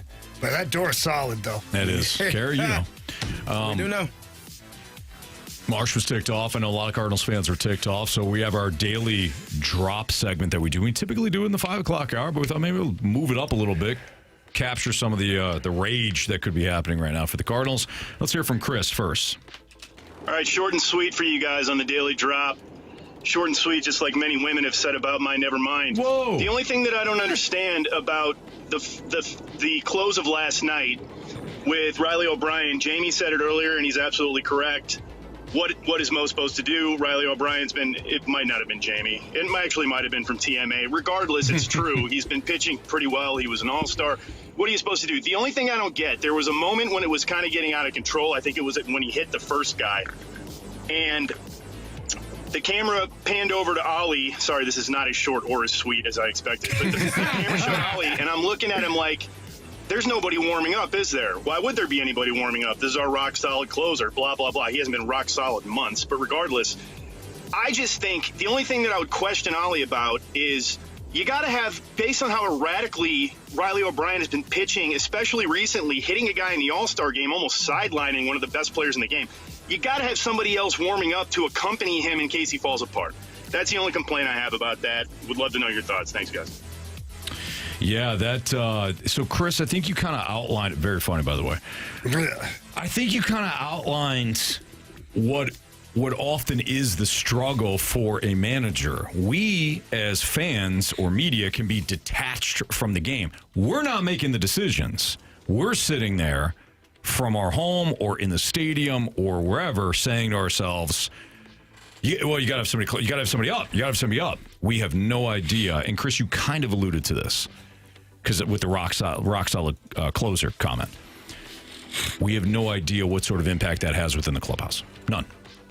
Riley O'Brien, I know, has had his struggles, but to immediately have somebody warming up for your closer breeds a kind of a different look, I'll say, than if he's just a regular reliever. And you've got guys constantly warming up because you just don't know what the matchup's going to say. You know, most managers wouldn't have somebody warming up in that situation. So, I understand the frustration, Jamie. I understand the frustration, but I also, as much as I'm not a numbers guy, let's just go with the numbers. I think Riley O'Brien leads the National League in saves. Yeah, I believe 25 saves. He was tied going into the All-Star break. Okay, let's see where he's top 3. Let's just just say that for conversation purposes. Safe assumption. What are we doing? We're going to start doubting him every time he touches the ball now? Yes. No, we're not. No. We're not. And how quickly is Ollie supposed to get somebody up in the bullpen? In hindsight now, knowing he loaded up the bases and then hit a guy, hindsight now, you can say, after the first hit, should have had a guy up. Yeah. But that's really the only time you could have done it, but that's way too early. Sure. And you've seen this guy battle through and get the save before and close the game out. Right. Look, it just happened. It happened. He's your number one guy to be the closer. He's one of the best in the National League at saving the game with saves. Just give him the ball next time and hope he does better. Let's talk about the logistics of this, too. When do you get somebody up? Because didn't he strike out Trout to open the inning. So he strikes out Mike Trout. I said as soon as the guy gets the base hit. In hindsight, that's when you would have had to have the knowledge to look for and go, he's in trouble. Right. That's a base hit. He's in trouble. And are you really saying that when somebody gets the first? So what we're really saying is you have somebody warming up already. Which, if that's your closer, what are we doing? Right. The other thing you have to think about, too, is that if you every pitch matters. Now, I get there's stressful innings in a game compared to like your bullpen sessions or if you're warming up. But remember when, who was it, Minnesota, Marsh, that came in early on? It was the first game of the season, I think. It was Minnesota, right? No, that was a few years ago. We played Tampa Bay. And I think it was Cash. He had like every reliever warming up every 2 seconds, and the bull. Even like there's kind of a story like what are they doing? You can't just have these guys warm up constantly. Yeah, you're right. They had them up and down. Yeah, because those pitches matter to some degree as well. So again, I think I don't know. And Chris wasn't going full bore. Like he should have had somebody up. I think what Chris did was he presented this as a convoluted situation like it is. I think this is what happens when you have other players in the bullpen who you do not trust, who have constantly, over the course of a season, given up the lead or, allowed teams to come back and tie a game. And when Riley O'Brien does it, it just feels that much worse because he is one of those guys who you feel like you can trust. So when he does it, it feels like the sky is falling because now you're thinking to yourself, well, my goodness, this guy can't even hold the lead. What are we supposed to do? Because everyone else can't do it, but the one guy that we think can, our all-star, now he can't do it. What the heck is going on now? Yeah. So it's magnified because he is also a part of the problem now. Wow. As of recently. And some people are prisoners of the moment, meaning that they're looking right now what's going on. I get it. The last couple of times he's been out has not been stellar. But you can't ignore the body of work. Sure. You just can't simply overlook it and say that this is what he is now. Right. Because then what if it's tonight or the next game, he goes out and he strikes three guys out in a row. Boom, boom, boom, boom. Is that what he is now? He's an ace again? He's a number one guy again? Like your top closer? Right. You can't be like the roller coaster. You can't ride the roller coaster. Well, Ollie is one of those managers who will throw him back out there and say, "Hey, man, we're wiping the we're wiping the slate clean. Go out there and do your thing. Get that confidence back up." Sure. We're really looking at the last 4 outings, including the All-Star game, where he hasn't had a clean inning since the 10th of July. If you look at his last 4 outings, we'll include the All-Star game because those are good hitters. Atlanta, he faced 5 batters, walked 1, faced 5 batters in the All-Star game, 4 batters against Arizona, walked 1, and then 6 yesterday. So, if you're looking at total batters faced, that's why you're like, ooh, from an eye test standpoint recently, maybe it doesn't look as great as it did before. Let's hear from Nick next in our Daily Drop segment. Obviously, I'm incredibly disappointed as to how last night played out, but what I'm more disappointed in, and it does kind of apply to baseball as a whole, but specifically with these Cardinals, is the amount of just boneheaded mistakes, errors, lack of fundamentals across the board. I don't know if it speaks to the organization or if it's just the fact that they haven't been able to instill all of their players and people to be able to make them a fundamentally sound team. But how are you an all-star closer in the majors and you hit a guy to bring in the winning run? I just don't understand how that's remotely acceptable. Ivan Herrera with the golden sombrero last night. Oh, but his OPS is awesome. He's batting 240. If this was 10 or 15 years ago, if La Russa was still the manager, you would have seen Riley O'Brien down in AAA right now. The fact that just fundamentally you can't just throw strikes, the errors on defense, the errors while they're base running, it just simple stuff, and it just drives me nuts. I'm all for home runs and these guys throwing all that gas, but in the same breath, good Lord, when you're trying to be a fan of a team and your best players allegedly are just striking out left, right, and it's just absolutely infuriating to watch this. All right, so Nick, I'm with you on the errors and things like that. That is frustrating. I was very frustrated watching the Arizona series. Like the lack of fundamental play that irritates me more than anything. Like that is my you came up and you didn't advance a runner. Like my frustrations are when you botch what should be routine plays. The last part there, Tony La Russa had better teams. I don't know what to tell you. Yeah, and look at even our guy. Jason Isringhausen had speed bumps, and Tony La Russa didn't send him down to AAA. Right. Of course, you're not comparing the two. I'm not, but I'm just comparing the closer. Yeah. And, you can't just be so, irrational. If this continues, then it's pretty easy for you. Mm-hmm. You get rid of him at the trade deadline. Mm-hmm. Yeah. Like, if you send him down to AAA, not only do you devalue the player, not that he'd get, I don't even know if he has options. Yeah. He does. But whatever. Come on, man. Come on, people. Let's keep it tight. Come on, man. I think, be pissed off. You live and die with every Coming game. from you. Coming from you, mister. I don't get too high, I don't get too low. That's me. Now you're encouraging insanity. I won't tell anyone Are you that else. Guy? Anthony, I figured it out. Kerry's that guy who sits over on the side, encourages you to be insane, and then tells you shouldn't be insane. No. I'm not going to tell you not to be insane. I'm going to tell you, you live your life. You said to fire him up, Kerry. Go ahead. Do your thing, brother. Fire up chips. If you want to be mad, be mad. You know what I mean? If you're pissed off with, you want to send Riley down? Damn it, do it. Get her done. Why? What are we doing here, huh? You want to be livid about what you've witnessed over the last 2 outings? Darn it, you are well within your right to do so. You know what I mean? I do. You don't want to see guys missing balls left and right, jogging after the ball after they miss it, striking out, golden sombreros, here. Yeah, you don't want to watch that? You want to be mad? This is what this is for. You tell us how mad you are and how pissed off you are in this mic drop. And if the rest of the city thinks you're crazy, that doesn't matter. Maybe you are. No, and maybe you're not. Maybe there's one other person that agrees with you, and that's all that matters. You know what I mean? If I hear you one more time now, for the rest of the Cardinal season, if I hear you say, I don't get too high, I don't get too low, it's going to be on. It's going to be on.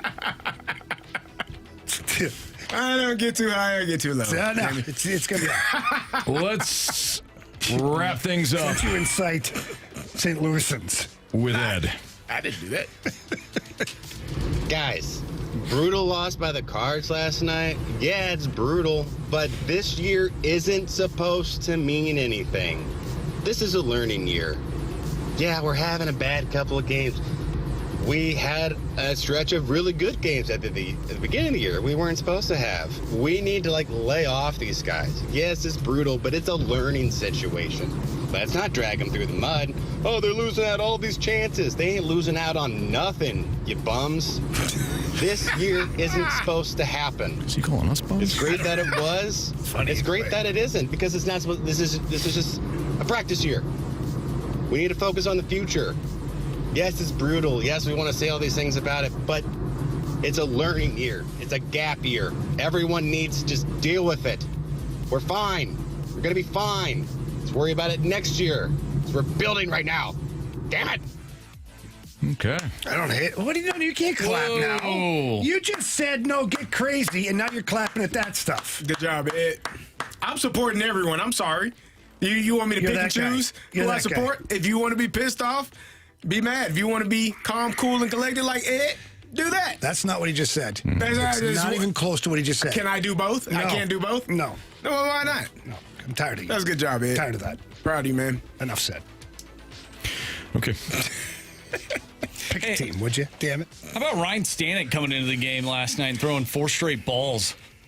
Was anybody surprised? Yeah, right. Thank you. Now, he did get out of the inning, but still, going back to the fundamentals of things, let's not do that. Pitching's hard. Pitching is hard. So Anthony knows. No, complete game. It was hard, though. He did a great job. Thanks, guys. Had never done it before. Did you get ice cream after? I'm pretty sure I did, but my coach probably didn't remember. Did ice cream? No. It's high school. He's high school, man. You don't get Doesn't ice mean cream you're the guy afterwards. that said, I love ice cream. But you can't like No, ice cream? he doesn't. Did I go home? Did I go? He Well, no. loves Yeah. chocolate ice cream, not that vanilla that they were Didn't say probably that. serving I didn't there. ask him. I said, did you He get ice walked cream? away. Well, I was in high school. What, you don't get to eat ice cream in high school? Well, you made it sound like we're getting ice cream after the game, like directly after the game, as some sort why of wouldn't reward. you? How old are you? Because he's You in weren't high hitting school. the bar. No. So, I mean, what are we doing here? Yeah, maybe I did get ice cream. I don't know. Hey, Jamie, it's possible. You made it sound like because you're in high school, it's impossible that you would have eaten ice cream. Just take it directly after the game. As a reward. As a reward. It's a positive treat. Yeah, I Like can the see your coach was dad. giving you. Come here, son. Yeah. Proud of you. Look Let's at go you. get you some vanilla ice cream. No. Nobody expected you to do this today. Yeah. Including your coach and that guy on the other side. It wasn't overpowering. Dak says it's Super Bowl or bust for the Cowboys. How about them Cowboys? Even a contender. That's next on 101 ESPN.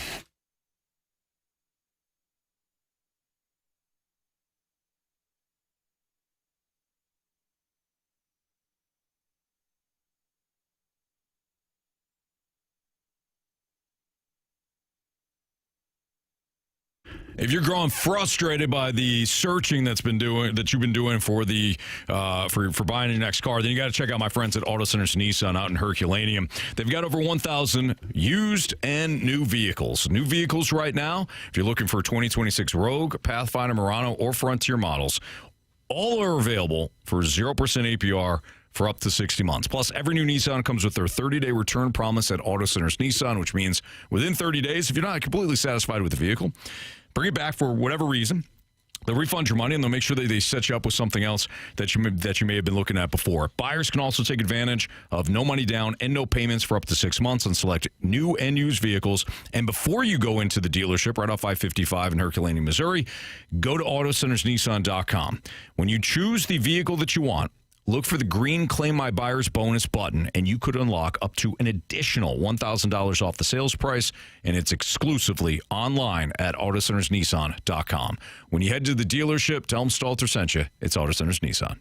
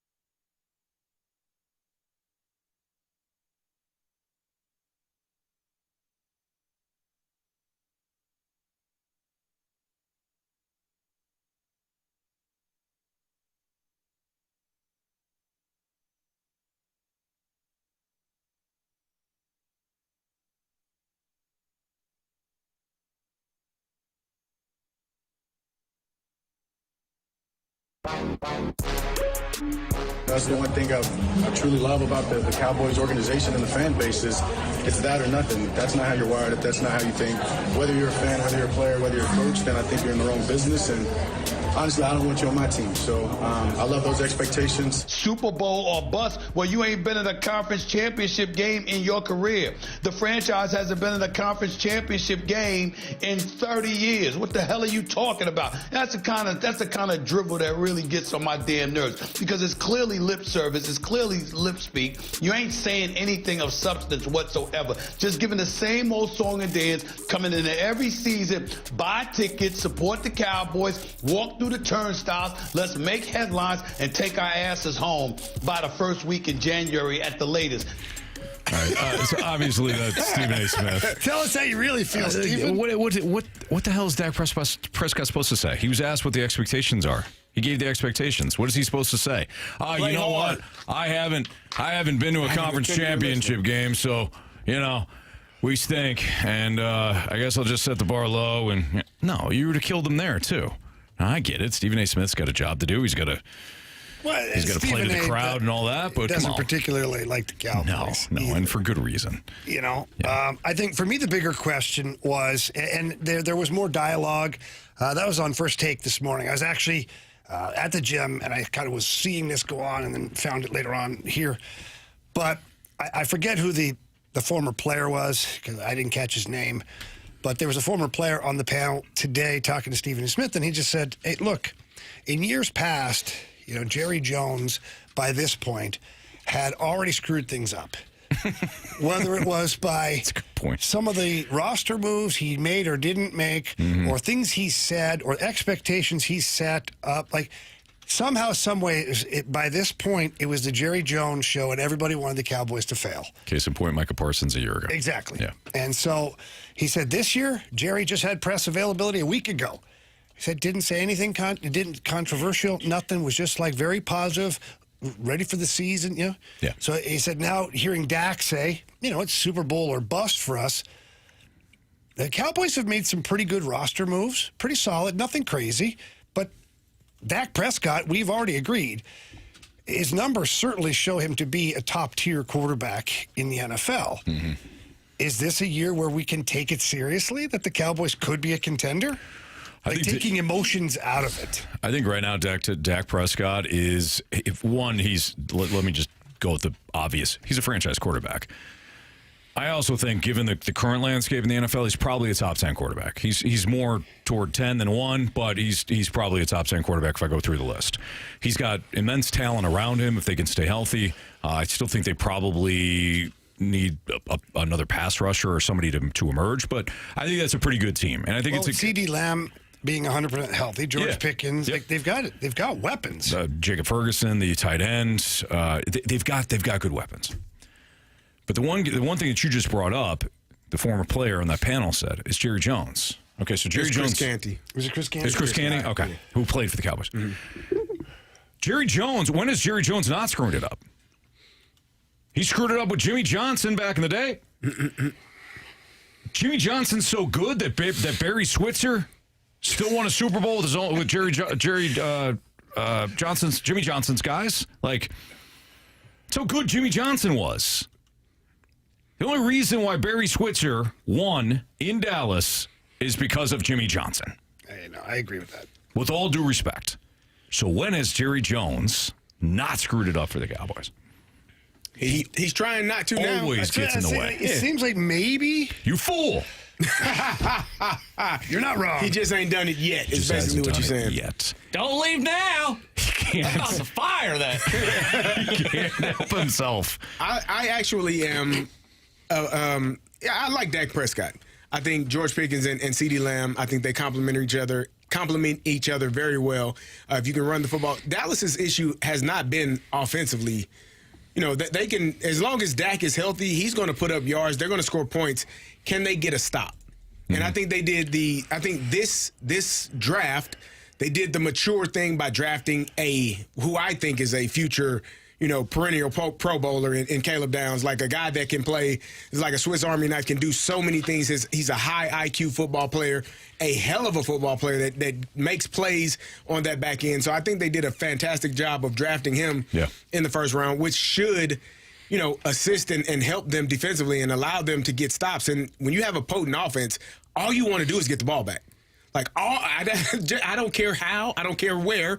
Prevent them from scoring, get us the ball back as quickly as possible, because what we have offensively is enough prowess to score points at will if we get the ball back. So I think their issue has been, can they get stops on defense?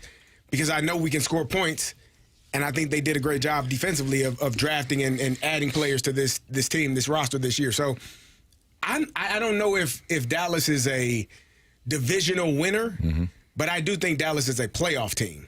I do believe that they can be in the playoffs, and Dak has not had much success in that world just yet, but I think that this is a team that is trending in that direction. And truthfully, it might need to be a year where you get it done, because I don't know where George Pickens is going to be next year. True. He'll be a free agent. I don't know if you're going to sign him to a new deal, a huge deal that is you're paying your receivers and your quarterback the majority of the salary cap for 2027. So it might be a make or break year where they have to get it done, because where is George going to be next year? Does it really now, looking back, can't change a thing, and everything's hypothetical, but based on what you just said, George Pickens, he's under the franchise tag this year. CeeDee Lamb, highly paid wide receiver. Dak Prescott making good money. What would we say the Cowboys are as a team if they still, with this version of the Cowboys, had Micah Parsons? Well, he'd be injured, so. Oh, snap. Okay, you don't know might that. not be. He's injured right now. Yeah, but it was a Green Bay Packer uniform that injured him, Let's play not the Dallas game and say Cowboys. he's not injured. I would say that they're a legit threat to the Eagles right now in the NFC East. Because then Would it I just predict makes me them? think No. again to the Jerry Jones thing.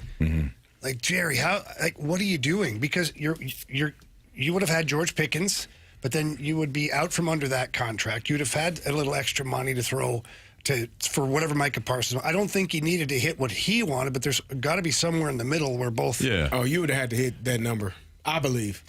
Because even if you do, it still makes sense.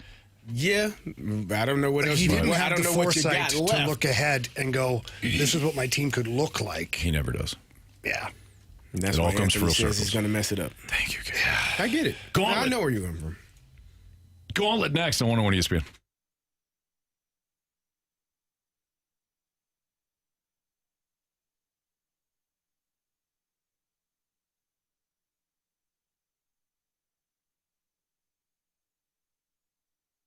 Well, if I know anything about selling houses from being a person who sold a lot of houses, moved all over the place, it can be stressful. And the stressful part, lots of things, is one, making sure that your home is up to the standard to sell it, because a lot of people are on the market, they've done the upgrades, they've painted the house, they put new carpet, it looks fantastic.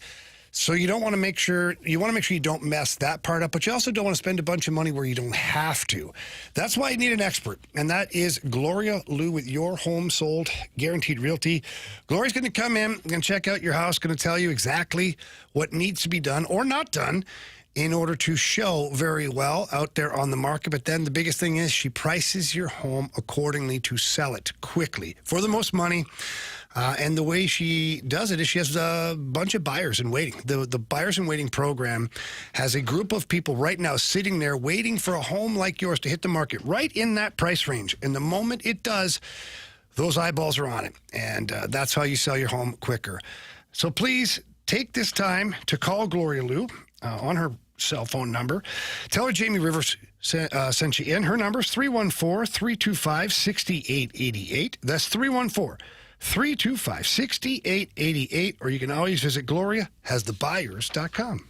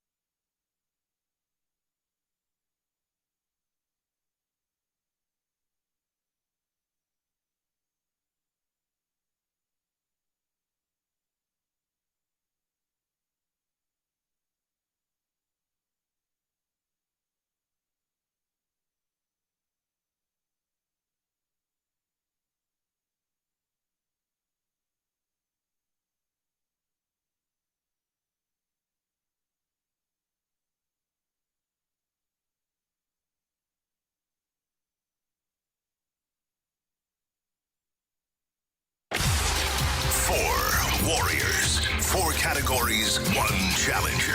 Can you survive the gauntlet? Brought to you by Blue Note Roofing. Roofing, siding, and gutters. Visit BlueNoteRoofingSTL.com for a free inspection. It's Fast Lane on 101 ESPN. Andrew Marsh, Carey Davis, Jamie Rivers, Anthony Stalter. And we welcome in Will to play in the Gauntlet. What's up, Will? How you doing? Good. Appreciate you playing. Thanks for listening. Would you like to take on Marsh, Carey, Jamie, or me in round one? Anthony, I'm a big fan. I've been listening to you and since the turn. So let's do you. All right. Will, I appreciate that. Thanks for listening for as long as you have, man. Thank you. Thank you for the kind words. Good luck to you. All right. Yeah. Nothing. See ya, Anthony. All right, Anthony's on his way to the cone of silence. Will, tell our guy, Marshy, to spin that wheel. Marsh, spin that wheel very, very fast so that it's random so he's angry. Oh, okay. Well, now you've spoken your truth. We'll see if the wheel's listening or if the wheel hates you.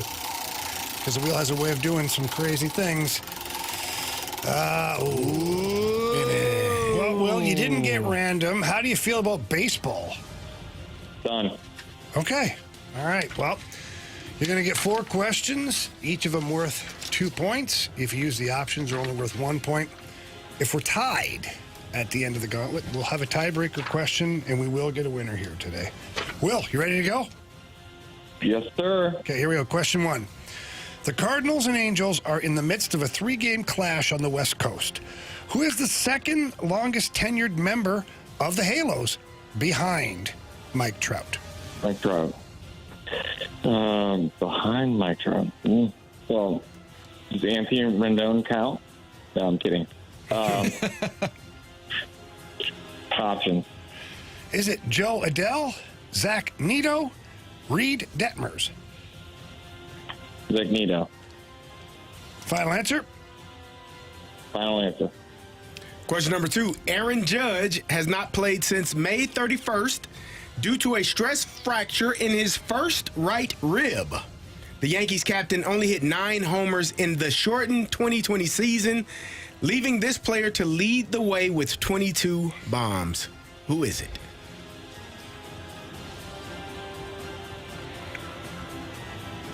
What year? My apologies. I may have said 2022. The Yankees captain only hit 9 homers in the shortened 2020 season, leaving this player to lead the way with 22 bombs. Options. Is it Giancarlo Stanton, Gary Sanchez, or Luke Voigt? Luke Voigt. Final answer? Final answer. Question number 3. Carlos Beltran will be the 3rd player to have a Mets logo on his Hall of Fame plaque, following in the footsteps of Mike Piazza and who else?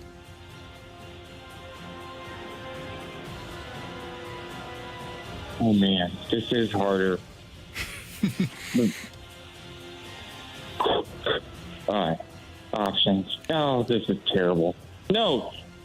Darryl Strawberry. Final answer? Final. All right, last question for you here, Will. Last week, the Reds announced that they had signed starter Chase Burns. No. To a $105 million contract. Where did the All-Star spend his final season of college baseball? Here's a hint. The program is revered for its state-of-the-art pitching lab. Can you repeat the question? Sure. Last week, the Reds announced that they had signed starter Chase Burns to a $105 million contract extension. Where did the All-Star spend his final season of college baseball? Hint. This program is revered for its state-of-the-art pitching lab. Vanderbilt. Final answer? Yes. All right, let's get Anthony back in here. Will, how you feeling, man? Oh, yeah. All right. I understand that. Well, Anthony's on his way in here now. He's going to plug his ears in. Anthony, how you doing, man? I should not have jumped the gun. Okay. That was an obvious answer. All right, well, hang on, Will. Anthony's going to put his ears in. We don't want to give him any clues here, okay? Yep. All right, here we go. Go ahead, Anthony. All right, Anthony, your category today, baseball. Okay. Pack a lunch. Pack a lunch. You just Sophie Cunningham me. Yeah, he's not allowed to make money off it, though. Not yet. All right, not yet. All right, here we go. Question 1. The Cardinals and Angels are in the midst of a 3-game clash on the West Coast. Who is the second longest tenured member of the Halos behind Mike Trout? That's a good question. Thank you. Let me take the options. I'll narrow it down here. Is it Joe Adele? Maybe. Zach, was it Neto? Neto. I said it earlier. Or Reed Detmers? Okay, let me think about this. Reed Detmers was with the Nationals for a while. I think he started with the Nationals. Zach Neto has only been a couple of years. Joe Adele was a rookie, I think, around COVID time. Because we all bought baseball card packs, and I got his rookie card, Wow. Joe Adele's rookie card. Keep that one. Yeah. Walk-off hit by pitch. Yeah. I think process elimination here is probably Joe Adele, even though he's still a young guy. I'll go Joe Adele. Final answer. Question number 2. Aaron Judge has not played since May 31st due to a stress fracture in his first right rib. The Yankees captain only hit 9 homers in the shortened 2020 season, leaving this player to lead the way with 22 bombs. Who led baseball the COVID year in home runs? Is that basically it? The Yankees captain only hit 9 homers in the shortened 2020 season, leaving this player to lead the way with 22 bombs. Options. Is it Giancarlo Stanton, Gary Sanchez, or Luke Voigt? Stan would be too obvious. I do know Luke Voigt had some monstrous years for the Yankees, his first 2 years there. So I'll go Voigt. Final answer. Question number 3. Carlos Beltran will be the 3rd player to have a Mets logo on his Hall of Fame plaque, following in the footsteps of Mike Piazza and who else? Mike Piazza, Carlos Beltran. What other Met is in the Hall of Fame? So Carlos Beltran will be the 3rd player to have a Mets logo on his Hall of Fame plaque, following in the footsteps of Mike Piazza and who else? It's got to be Tom Seaver. Tom Seaver. Final answer. Final question. Last week, Anthony, the Reds announced that they had signed starter Chase Burns to a $105 million contract extension. Where did the All-Star spend his final season of college baseball? Hint. This program is revered for its state-of-the-art pitching lab. Oh, I don't know. Options. All right. Is it Wake Forest, Louisville, or Alcorn State? I got to take the outlier. It's got to be Alcorn State. Give me those Alcorn States. Final answer. I don't know what's their mascot. Marsh, do you know what the side of Nittany Lions. That's Penn State. I don't know. What the hell? Scary. Aren't they the squirrel? Thanks, Gary. Squirrels? That'd be Acorn. Yeah. Acorn State. Water skiing squirrels. Yeah. They are the Bravehawks. Sure. Bravehearts. Sounds like a made-up name It's from, totally made from up. a TV show. Yeah, it's like a kid's cartoon. Welcome to Bravehawk. All right, here we go. Let's start. Bravehawk? Yeah. Sorry. What did you think? All right, let's go. Question 1. The Cardinals and the Angels are in the midst of a 3-game clash on the West Coast. Who is the second longest tenured member of the Halos behind Mike Trout? Will, with the option, said Zach Neto. Anthony, with the option, said Joe Adele. Answer is Joe Adele. Joe Adele. 1-0, Anthony. Let's go to question 2. Aaron Judge has not played since May 31st due to a stress fracture in his right rib. The Yankees captain only hit 9 homers in the shortened 2020 season, leaving this player to lead the way with 22 bombs. With the options, Will said Luke Voit. Anthony with the options said Luke Voit. Answer is... It is Luke Voit. Nice. Luke Voit. Sorry, Will. All right, 2-1. Anthony, let's go to question 4. Last week, the Reds announced that they had signed starter Chase Burns to a $105 million contract extension. Where did the All-Star spend his final season of college baseball? Again, the hint was this program is revered for state-of-the-art pitching. Without the options, Will said Vanderbilt. That's a good guess. It's a great guess. State of the art. Yeah. With the options, smart kids. Anthony took the outlier. Alcorn State. Give me those. The Bravefox. Bravefox. Answer is Wake Forest. Liar. Wake Forest. Damn. Final question here. Wake's also smart, right? You guys have different answers. Carlos Beltran will be the 3rd player to have a Mets logo on his Hall of Fame plaque, following the footsteps of Mike Piazza and who else? Without the options, Will said Darryl Strawberry. Without the options, Anthony said Tom Seaver. If it's Darryl Strawberry, Will's going to win today. If it's Tom Seaver, Anthony holds on for the win.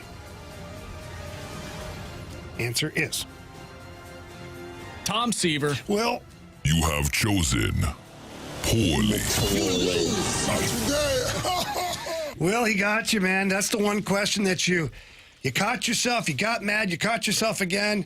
Did you have a different answer? That was bad. I knew as soon as I said it. It is different. Yeah. It's tough when you're live. Yeah. Everybody's watching you, or you feel like everybody's watching you. You're just listening. Well, I'm in an alcove down the street from you guys. Oh. Cool. All right. But Jamie, I'm 8-57 against you, so you should. Oh wow! Okay. He was playing the numbers. 57 against you. Oh man. Well, Will, we appreciate you listening, man. Thanks for listening. Thanks for playing. And then Try again. Let Marsh send or read the text that I sent to you. Okay. All right. Fair. Sounds good. Sounds good. Thanks, Will. Take care. Thank you. All right. Thank you. Take care, buddy. All right. Good stuff Good job, there. Anthony. Thank you. That's tough, though. You get thinking about Mets and all that, and Darryl Strawberry Strawberry's certainly comes to a pretty good mind. answer. Popped up in his head. Sure. As soon as he said it, he said, "Oh!" Like Really? as soon as he said final answer, he said, "Oh!" Yeah. He knew, and then he heard. He didn't even hear the next question because I think he was still focusing on the Processing question. Yeah, that. Yeah, that's what. Hey, been there. Been there.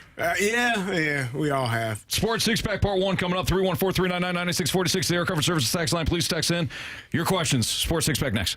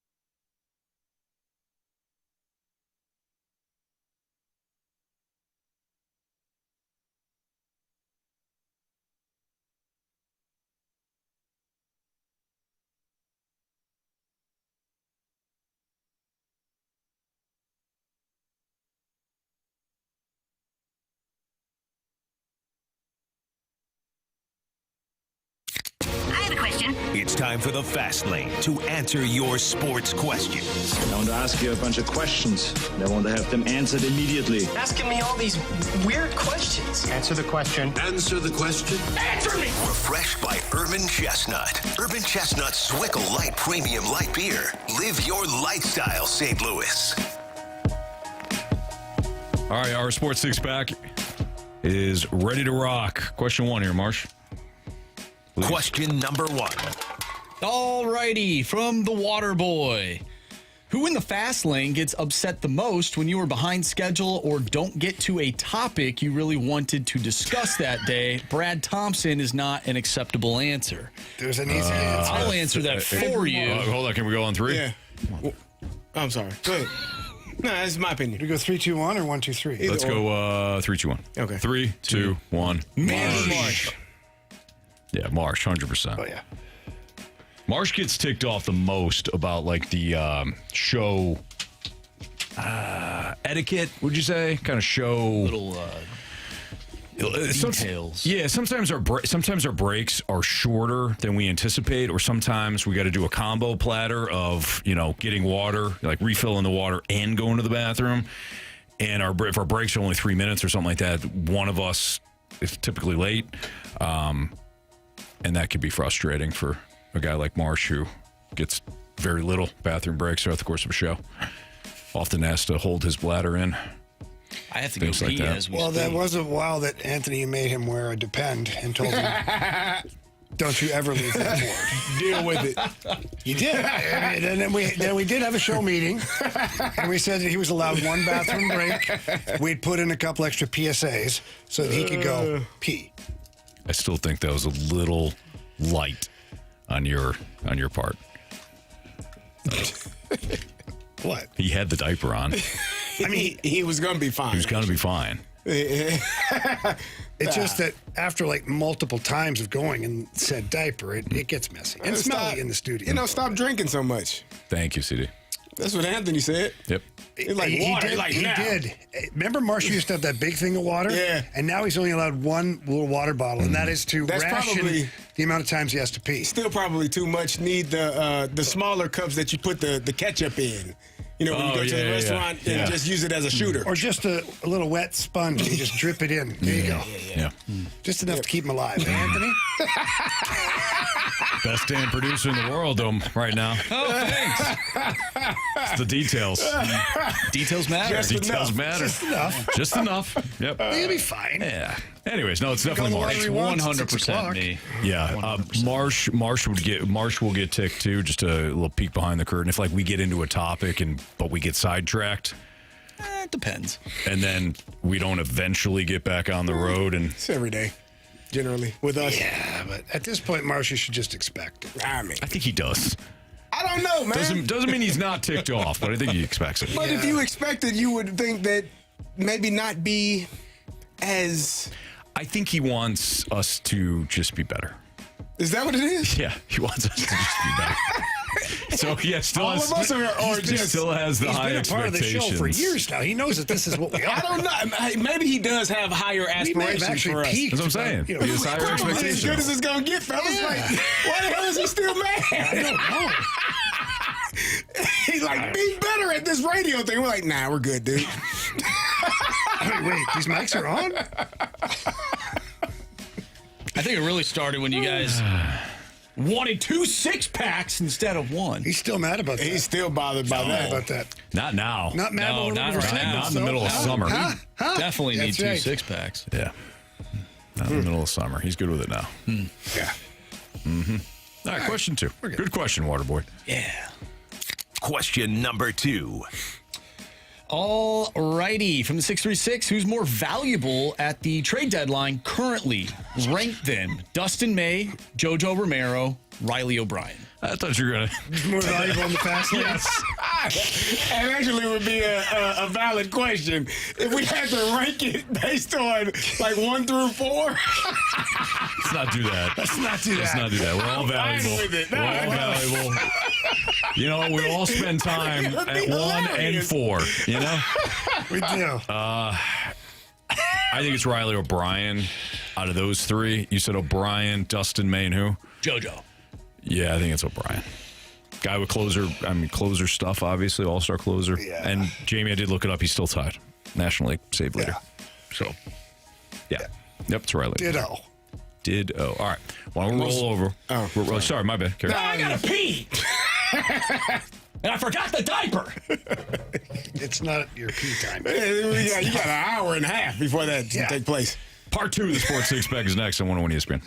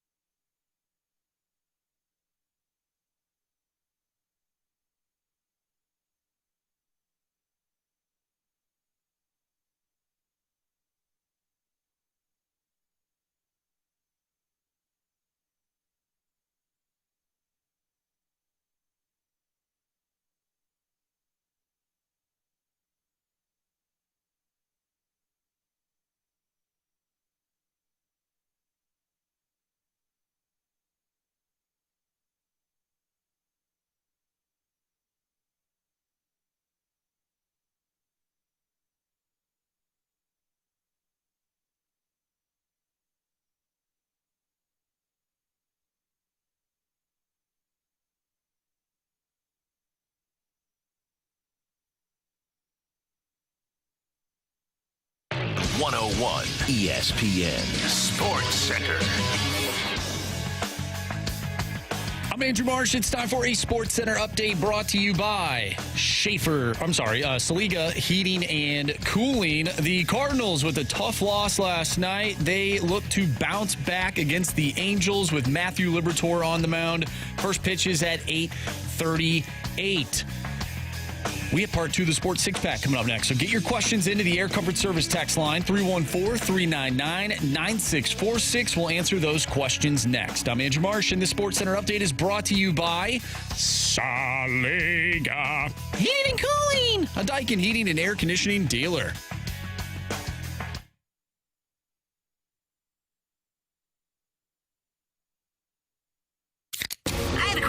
It's time for the Fast Lane to answer your sports questions. I want to ask you a bunch of questions, and I want to have them answered immediately. Asking me all these weird questions. Answer the question. Answer the question. Answer me! Refreshed by Urban Chestnut. Urban Chestnut Swickle Light Premium Light Beer. Live your lifestyle, St. Louis.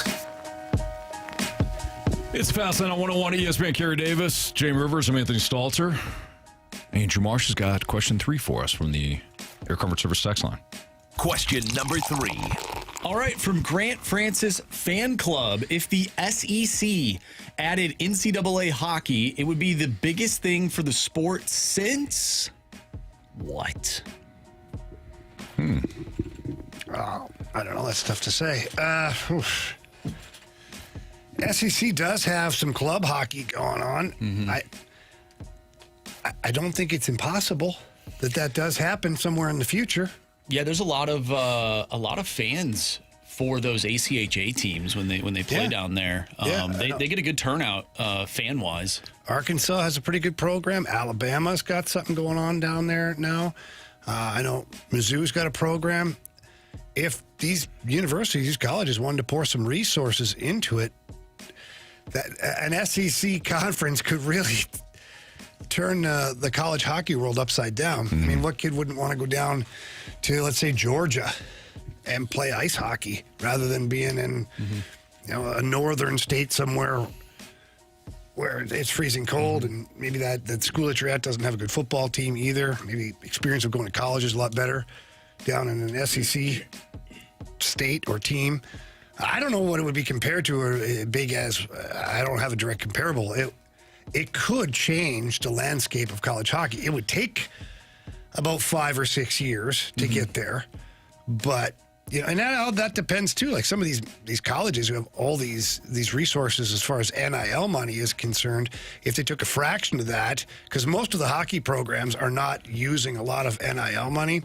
I talked to a number of players who are significant players in college hockey, and they're making money, but nothing like what we're hearing about in the football side of it. So if one of these schools had an alumni or friends of the program that were hockey players or big hockey fans, and they decided to pour a bunch of resources into the school for NIL money and to recruit hockey players, that transfer portal works the same way for hockey as it does for football. Yeah. You could build a couple of teams pretty quickly. It'd be fun.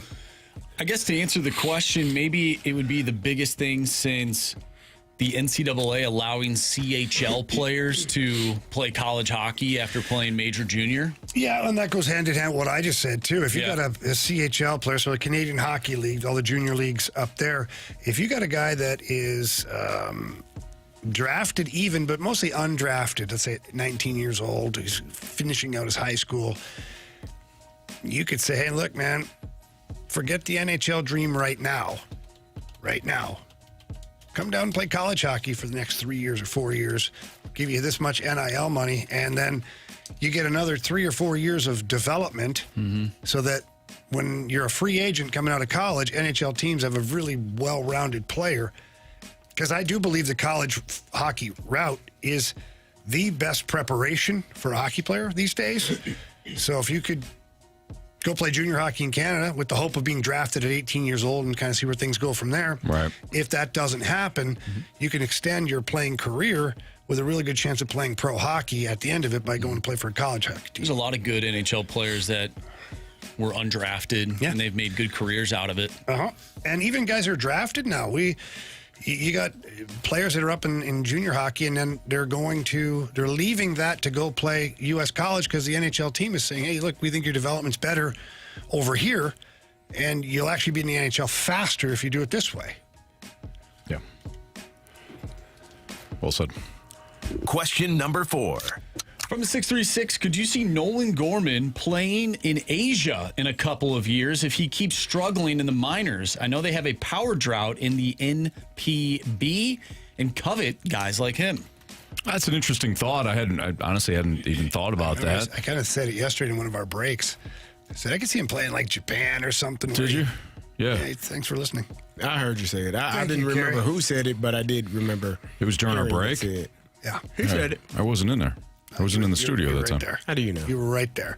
Because, quite honestly, I was actually saying it to you, but at least Carey was listening. I was listening, and I wasn't even looking at you that time. No, you weren't.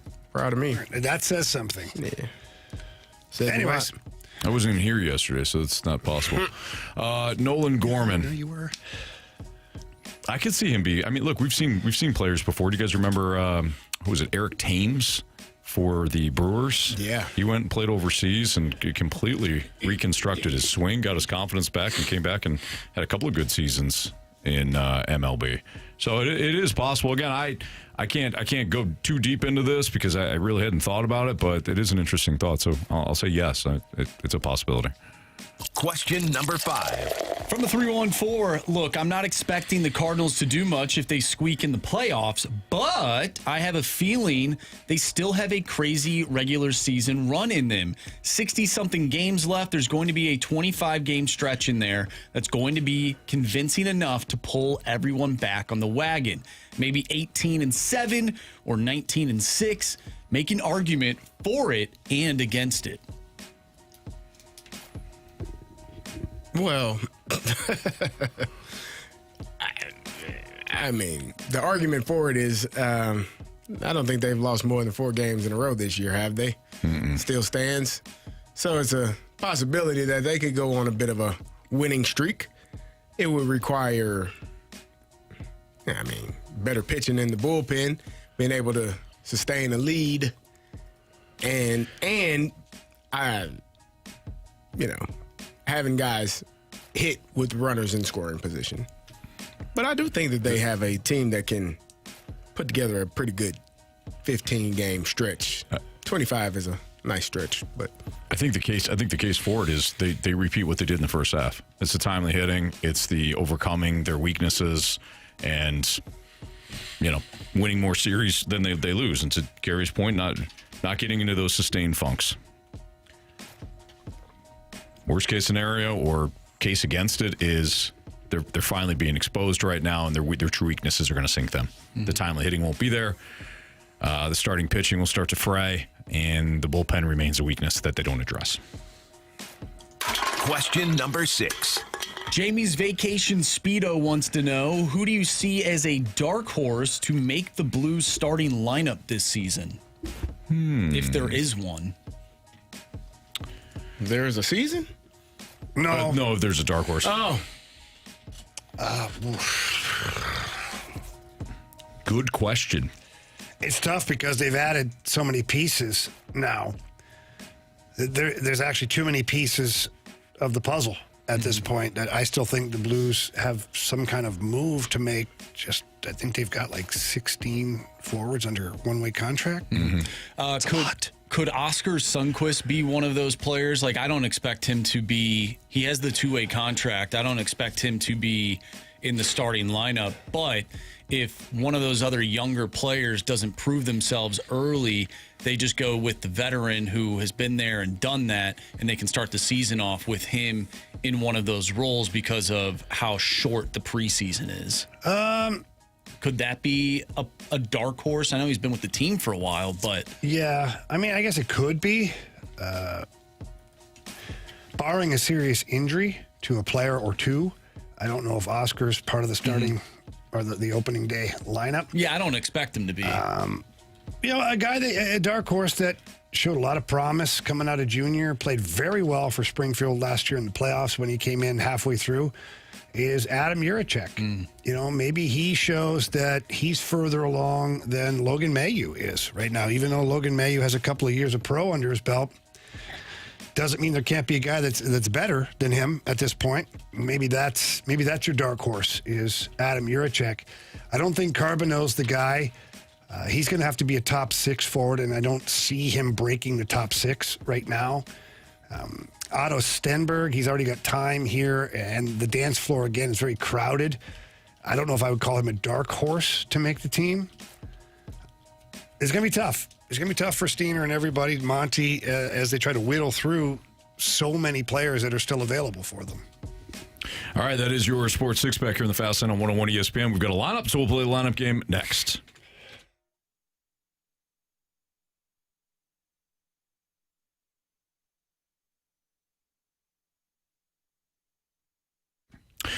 When it comes to your garage door, you might not be thinking to yourself, well, I can save a bunch of money because, you know, look, it opens, it closes, what more does it need to do? But if your garage door is not functioning the way it should be, if it's not efficient enough, then Don's Garage Doors can actually help you by not only improving the efficiency, making it safer, which is certainly something that we care about in the Stalter household with 3 little kids.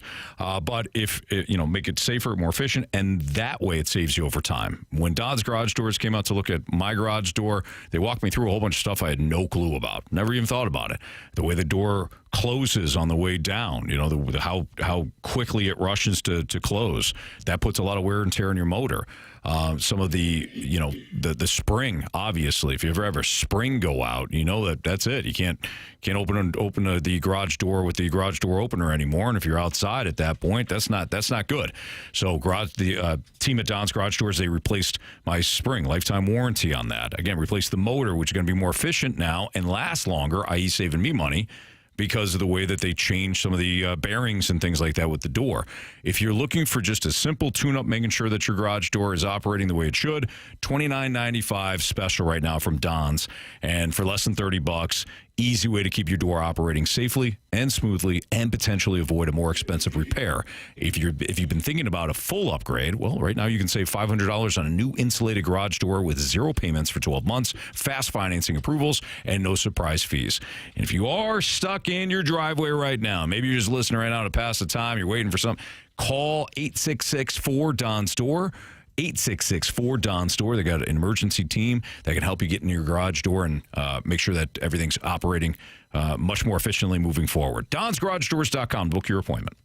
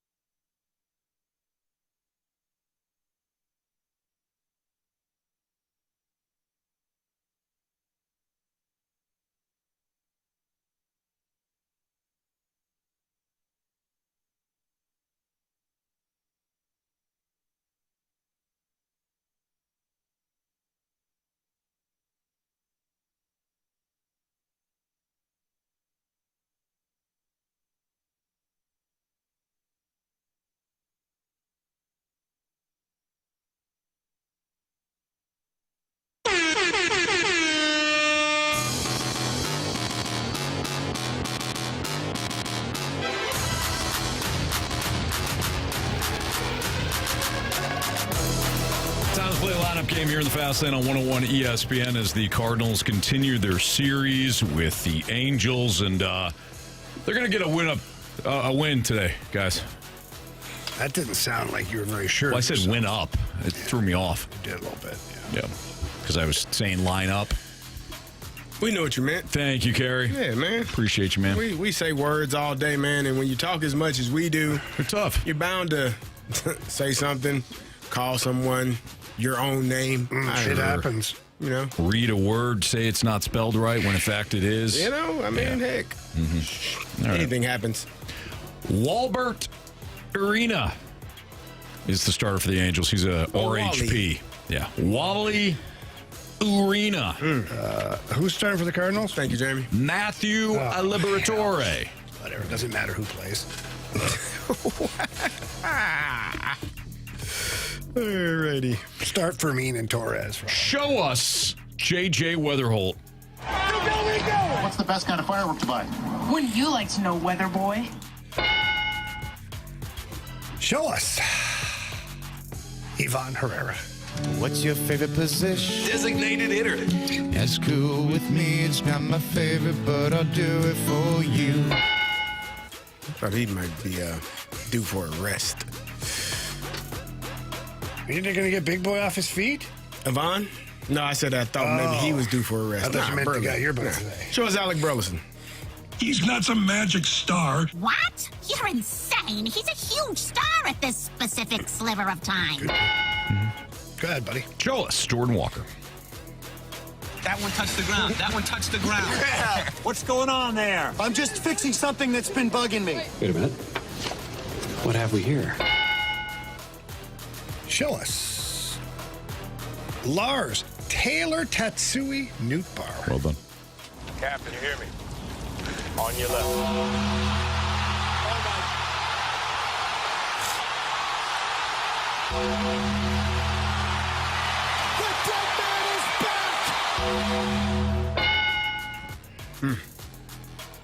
Boy. Come on. Show us Mason Wynn. Man. Shortstop. That's right. Now and forever. Forever and ever. Shortstop. We aren't in the top 10. Wait. This is bullshit. He's the best in the business. Best arm in baseball. Okay, so Matthew Liberatore, I believe the last two outings that he's had that were successful, Herrera has caught those games. Mm-hmm. So one would have to think Herrera's the catcher. Herrera would be catching today. I agree. Which makes us wonder who might be the DH, because it's not a lefty on the bump, which would be automatically our guy Velasquez. So who is our DH today? Our DH is it today? Burley and Blaze Jordan's playing first? They've Could done be. that a couple times. Yeah, it could be. So just before we get into the last three, I just want to make sure that That's smart, Jamie. The information is available. Very smart for you to think that. Churcher? I still think it's I Church. still think it's Church. Yeah. Show us Nathan Church.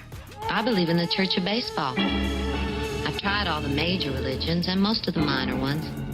Well, you got a raw deal yesterday. Flying around into second base, off the bag just for a split second. But, you know, that's why you tell the youngsters, Anthony, to hold the tag until the play is over, because you just don't know. Anthony got bothered by that. I could tell in his eyes. Yeah, I mean, it's not the... Anyway, slide first guy. It's not like what it was intended for. The replay? The replay. I disagree. I think replay was to get the call right, Anthony, and the call was made Whatever, correctly. dude. Sorry. Whose side are you on? The Halos or the Cardinals? Just saying. Nathan Church flies over the bag. It makes his big time hustle play. Flies over the bag, and now he's punished for it. He's clearly safe. He was. It's not like he overran the bag. He was clearly out because his body and every part of his body came off of the bag. We know now that Carey likes all LA teams. No kidding. No, I love even the one from Anaheim, California, San Diego. They got a pretty neat ballpark. San Jose. It's a little overdone with big rocks and everything, but it looks kind of cool. You guys don't want the answer correct. You just.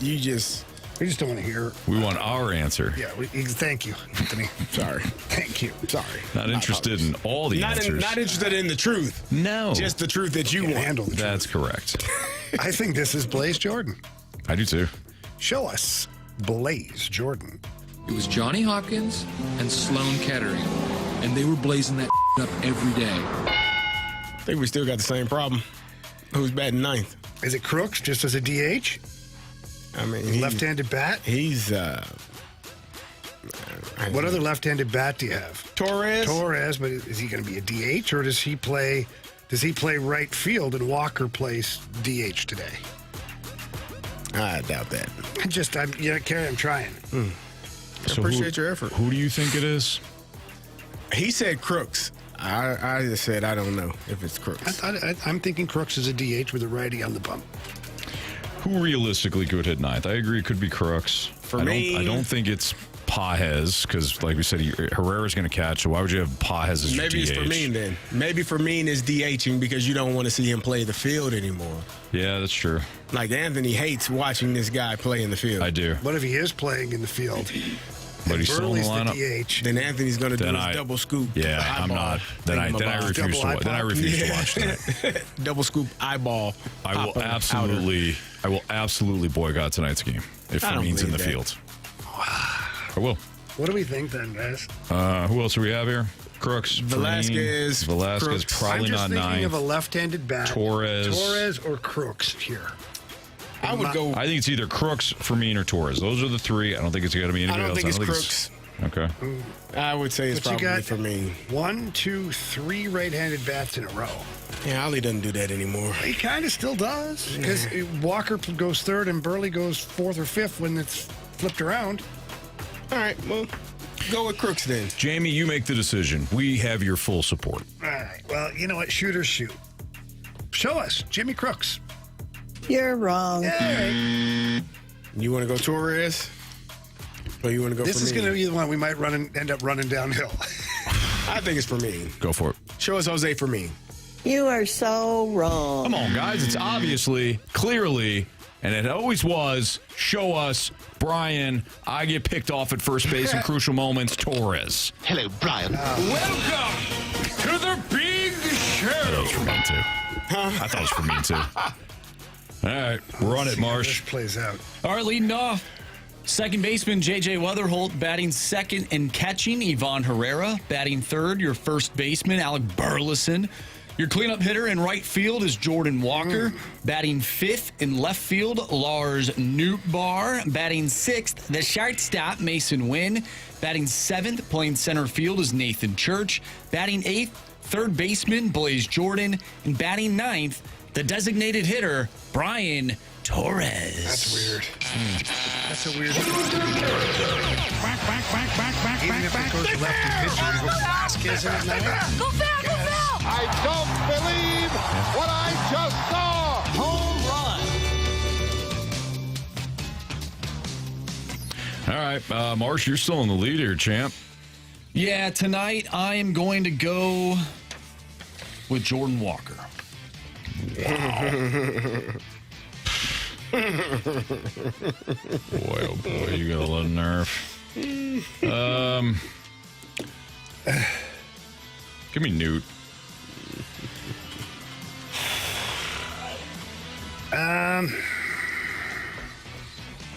Give me Burley. Give me J.J. Weatherholt. All right, Marsh, who has 20 points and leads us, took Jordan Walker. I have 16 points. I took Lars Taylor Tatsui Nootbaar. Jamie has 13 points. He took Alec Burleson. And CD has 9 points, looking to get in the double digits with J.J. Weatherholtz. Your biggest question of the day is next on 101 ESPN.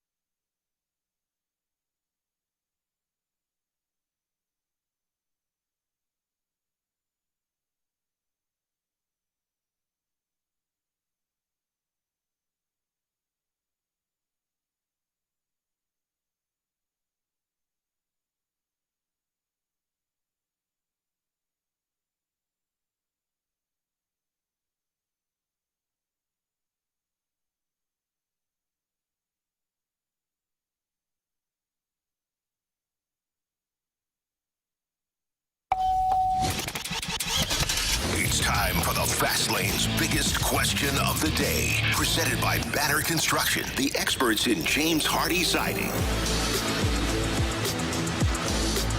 All right, time for the biggest question of the day here in the Fastlane on 101 ESPN 501. Your time check brought to you by Clarkson Jewelers, an officially licensed Rolex jeweler. Jamie, Carey, Anthony, and here's Andrew Marsh. All right, guys, on Friday, we had the conversation surrounding what the worst case scenario would be for the Cardinals, and we laid out what those could be. And with the Cardinals seemingly being exposed, we talked about that earlier in the show, losing in terrible ways, along with their trade assets not being that great as of late. Is this the worst case scenario? The Cardinals continue to lose, and the trade pieces lose value. Oh, man. I would say no. I don't think that there is a worst case scenario. You still don't? In the year of our Lord of 2026. I've heard that, and I've heard it before. But I've been listening to a podcast where it's a sports writer who says it all the time. Anytime he mentions a year, it's the year of our Lord, 1996. And it's so funny that you just brought that up. Just don't think that there's a worst case scenario. So you still don't think there's a worst case scenario? I don't think there is a worst case scenario, man. There's no such thing for this team this year. All right, so let me ask. They've surpassed it. They are. We literally we did this last week. We had the conversation. I gave the analogy of a company that had projections to make X amount of dollars by the fourth quarter, and they surpassed that number by the end of the second quarter. Yeah. You're playing. That's the Cardinals. The expectations for an entire season. Maybe not the number of wins, but the expectations of how it should look. What you wanted answered. You wanted to know, can Victor Scott play every day in center field? So far, no, he can't. He's not here. Can Nolan Gorman play every day at third base? Nope, he's not here. Get him out of here. Can Jordan Walker play every day in right field? You know what? Oh goodness, he's an all-star. Yeah, he sure can. Can Alec Burleson be a really good first baseman? We know he can hit. Well, yep, you know what? He can do this every single day. How about J.J. Weatherholt? Can he play at this level? Well, he just got $100 million to say he can. Like, the answers, the questions that you've had, are all of them answered? No. Well, actually, probably yes. Because even when you look at the bullpen, the answers are there as well. Can all of these guys play? Hell no. We're going to have to fix some of it. Yes, Anthony, you got your hand raised. Please go. If that's the case, then why wouldn't the expectations change? The expectations for the season were set prior to the season. But we've answered and you've them. already surpassed what I believe those expectations are. So the question was, what was the question? Sorry. Worst case scenario. You've already surpassed the expectations. And I'll go one step further. CD, I agree with you. I'll go one step further. The timing of this right now is not the worst case scenario. Any team that's been interested in any of your players, they're going to look at the body of work. And so if there's a player that dips right now in his production, it's not going to massively change his trade value. Even Dustin May, teams are foolish enough to go back and see what it looked like when it was good, and teams will convince themselves that we can consistently get that version of this player. Your Honor, I think what the prosecution is failing to realize here is that the expectations have shifted, and they have admitted it in their own words. Anthony the questions hasn't said a word about expectations. You had your chance. No, I didn't, because now you're trying to twist the narrative. You had your chance. I've said it for weeks now. The Cardinals have had a plan in place in spring training, and they're going to see that plan through. Ladies and gentlemen of the jury, Carey Davis is the one that said the expectations or the questions that we all had at the start of the offseason have already been answered. Well, then, if they've already been answered, I'm sorry, the expectations have changed. For who? They haven't. For you, the fan. For the fan. For you, the fan. I rest my the case. Cardinals. But we're answering it as the Cardinals. What case have you rested, man? I rest my case. What the hell case is that? And he doesn't have one. That's what you do when you don't have a case. Just because you say I rest my case doesn't mean you actually made a case to rest. Your Honor, the people have been heard. It's a strategy. He's trying to make us think we failed at communicating what we had to say by leaving that doubt in the air. Meanwhile, he's the one that ran out of things to say, so he's done. I've been down this road before, Anthony. I don't think he said anything. I've used that strategy. The hell is he talking about? In all seriousness, my expectations did change because I feel like some of those questions were answered. So you think that they should be a playoff team, and then nothing other than that? No. You don't want to hear it because you're going to be pissed off. Because you have your expectations. Because initially you didn't expect crap from them. Then they showed up and played well. Now you expect crap from them. No. The question was about worst case scenarios. And you said there is no worst case scenario. That's what I disagree with. I think the worst case scenario is we just spent 3 months watching them be exciting, be something that it's entertaining. And even though they have already exceeded our expectations, doesn't mean now my expectations as a fan don't change. I can't go back. That's on you, the fan. That's fine. Yeah, you can put it on me.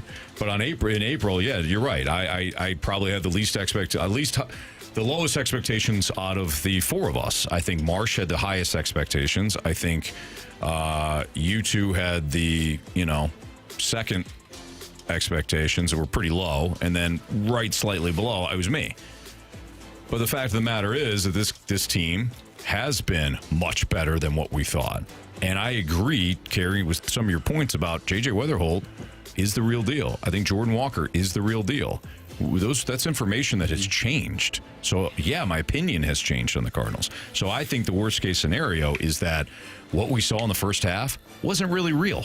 That's the worst-case scenario. Because now, even though it's a developmental year, just because you call it a developmental year doesn't mean there's actually developing going on. When you say, what would you be saying is not real from the first part of the season? Is it Jordan Walker? Is it J.J. Weatherholt? Yeah. Is it Alec Burleson? Is it Avon Herrera? Is it...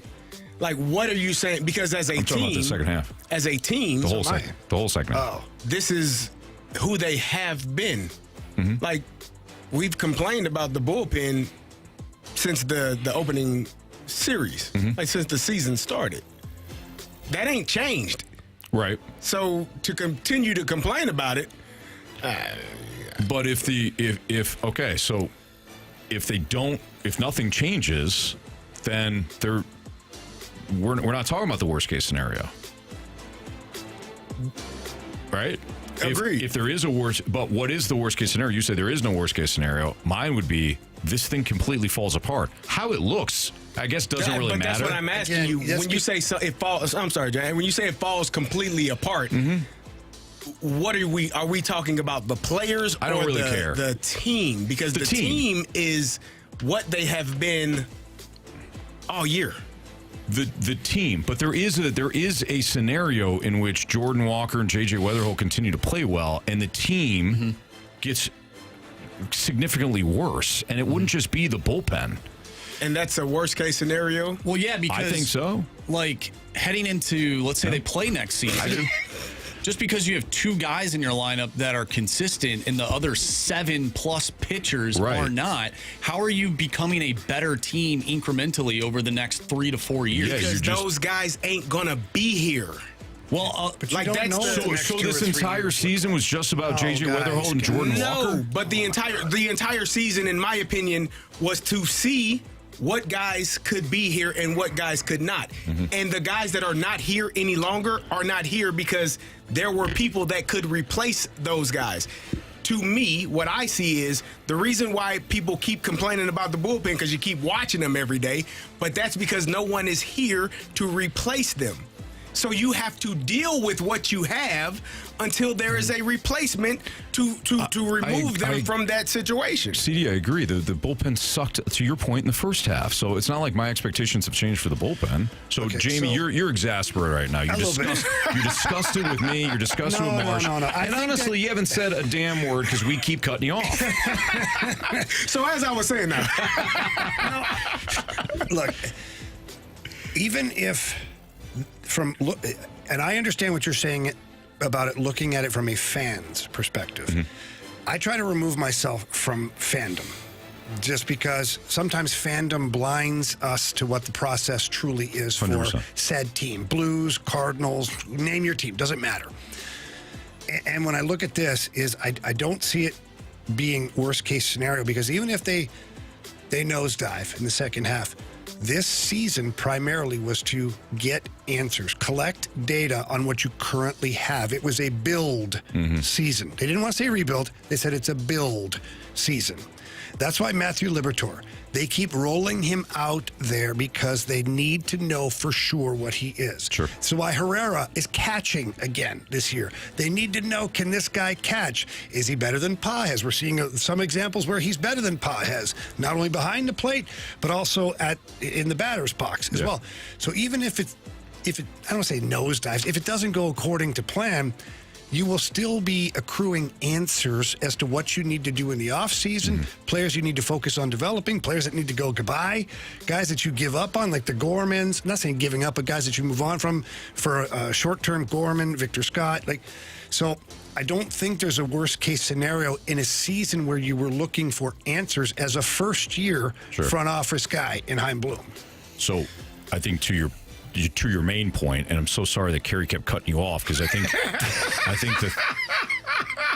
think your main point is that it's the separator between fans and 100%. Is that what I said? If I look, Okay. If I looked at it from Bloom and the Cardinals front office, I'm with you guys. But I was looking at it from a fan perspective. And that's fine. Similar to like the World Cup, was there some strides that was made for Team USA? 100%. But watching Kristen Pulisic and those band of cowards out there not actually try to win a soccer match. Brothers. What did I say? Band of cowards. Let me try again. Okay. Watching Kristen Pulisic and those absolute no effort, poor attitude player. Was that better? Mm-mm. Are you getting closer? It's not. It's getting further away. I think he's actually going. Watching them get absolutely run by a superior club that ain't probably even that great was really disappointing as a fan. But if I take a step back, I can also look at big picture and say, there's some strides made. Barely. So my question was more so from like Bloom's perspective, where you head into this season thinking, okay, it's not going to be a great year. It could be, like, we're going to still try and be competitive, and they've done that up until this point, and maybe it continues. But there's also pieces out there that we can trade away to acquire more younger talent to feed into our system. So in the next X amount of years, those guys will be ready. And if those pieces are not commanding what you intended them to be in return, so like you signed Dustin May to ultimately trade him. Yeah. But if he's not doing that well, and another team is like, and I know Jamie brought up, well, some team might do it. Well, maybe they won't. We talked about it last week about some of these front offices are a little risk adverse. So if they don't want to risk anything by bringing in Dustin May, who's up until this point always injured throughout his career, they'd be like, you know what? We really don't need this guy. And then ultimately you don't get anything for him. So like is that the worst case scenario? Like Riley O'Brien, Jojo Romero, same kind of I think those question. guys' stock is fine. I question Dustin Mays more than I do Jojo and O'Brien. Teams are more apt to take a risk on a bullpen arm. If they're going to get a starter, it's because they believe it's a guy that can help them in a playoff push or in a playoff series. And I don't know if anybody really believes Dustin May was ever going to be that, even when the Cardinals signed him. And I don't know if he's going to be that moving forward. Sometimes things work out, sometimes they don't. I don't think it's a worst case scenario. I think it's maybe not as optimal as you wanted it to be. And it would have been a lot nicer if Dustin May pitched a little bit better. But, if he pitches great and your team is terrible, that might help you. Might help you because now, the fans' expectations, to Anthony's point earlier, is changed. And so now the team is in a playoff spot and you have Dustin May in this situation. You want to trade him and get the most you can. And it may not be what you thought you were going to get originally, but is it a loss for the Cardinals to have signed him? I don't think so. The other thing is, too, and Carey, I don't know if you were going to say this. The other thing is, and I understand your question. Yeah. If you're Chaim Bloom, you can't calculate that. When you sign him, yeah, your hopes might get up. Hey, this guy pitches well. Best case scenario, I guess to your question, best case scenario is he pitches like a stud, and I sell him to the highest bidder at the deadline. Worst case scenario is he gets hurt and I can't trade him. And this would have just kind of been a wasted season to some degree with Dustin May. So, yes, I guess his trade value. The worst case scenario is you can't trade him, but I do think they'll be able to. The thing that I was going to say is if you're thinking that you're going to trade away Dustin May and get something in return that is going to, like, if you don't value that player, other organizations don't value him that way either. So you're probably not getting something in return that is going to help you right now. It's probably going to be something that's going to help you in the future or may not ever help you. So it's definitely going to be a prospect. It's not going to be you trade Dustin May and he becomes their third starter and you get their fifth starter in return. Like, no. More than likely, it's going to be a prospect that is years away from actually helping your organization in some form or fashion. Well, you just talk about expectations changing. I'm just looking at it from as the season has progressed. Dustin May a month ago probably gets you a lot more than what he will command at the trade deadline once it comes. Yeah. And the Cardinals were winning at that point. Now they're not. Yes. So the worst case scenario is you have assets that you can trade at the deadline that continue that continue to lose value the closer you get to the deadline. Yes. Yeah. Yeah. And just from a general standpoint, that would be it. But your assets get worse. You also can't forget that part of the reason you signed Dustin May is not just because you thought, I'm going to sign this guy so we could trade him. He took a spot in your rotation because you didn't have another arm. Very true. So no matter what, you've gotten to use a usable pitcher. Great point. For at least up until the trade deadline. Yeah. And now if Quinn Matthews comes up from the minors or Dobbins, if they take turns doing that spot, it's not 162 games that you're dealing with an arm that you just can't have in your rotation. No, you're absolutely right. You can't take away the starts that he gave you just because the value at the deadline decreased. So, no, Jamie, I think that's a great point. It's the Fast Lane on 101 ESPN. We're going to do Beat the Streak and Bet the Board coming up next. Now, we do need a new Beat the Streak contestant. Boy, he lost yesterday. Yeah, he had Mason win. Son of a... Where'd it go, Mason? Mason win 0 for 3. Man. All right. Boy, the listeners have been, you know what, this next listener that we're going to get. The next listener that texted into the Air Comfort Service text line, BTS, 314-399-9646, they're about to go on a run. So whoever you are, you're listening right now, you text and you want to play, you're about to go on a run. I believe. Let's go. Beat the Streak, Bet the Board next on 101 ESPN.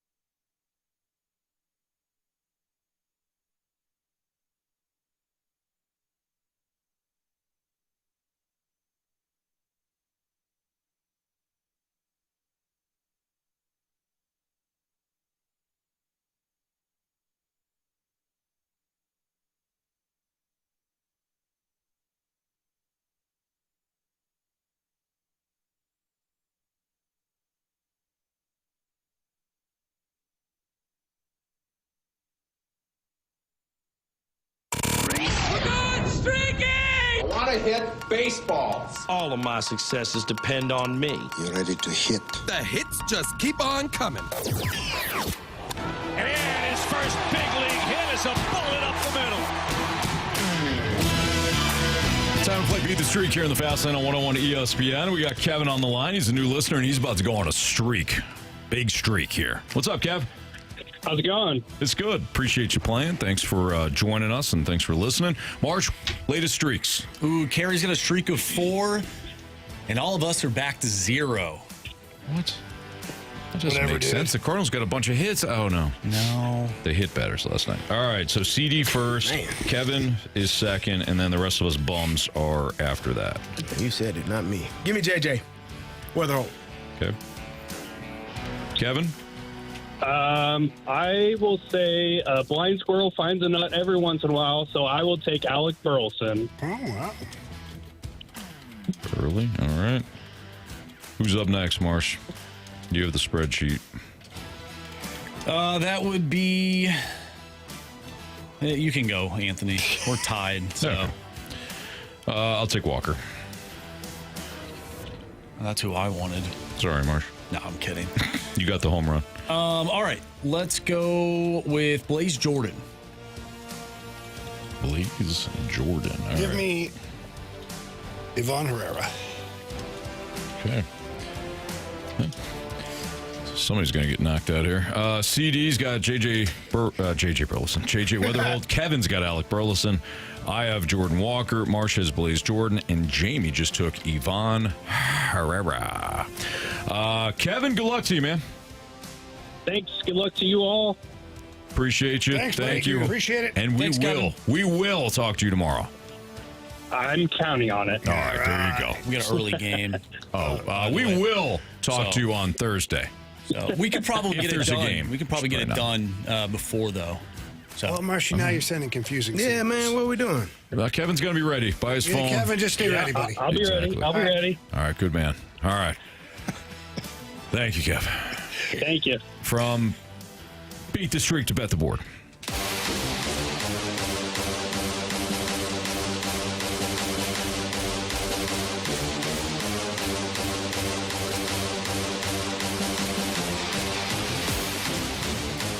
All right, Marsh.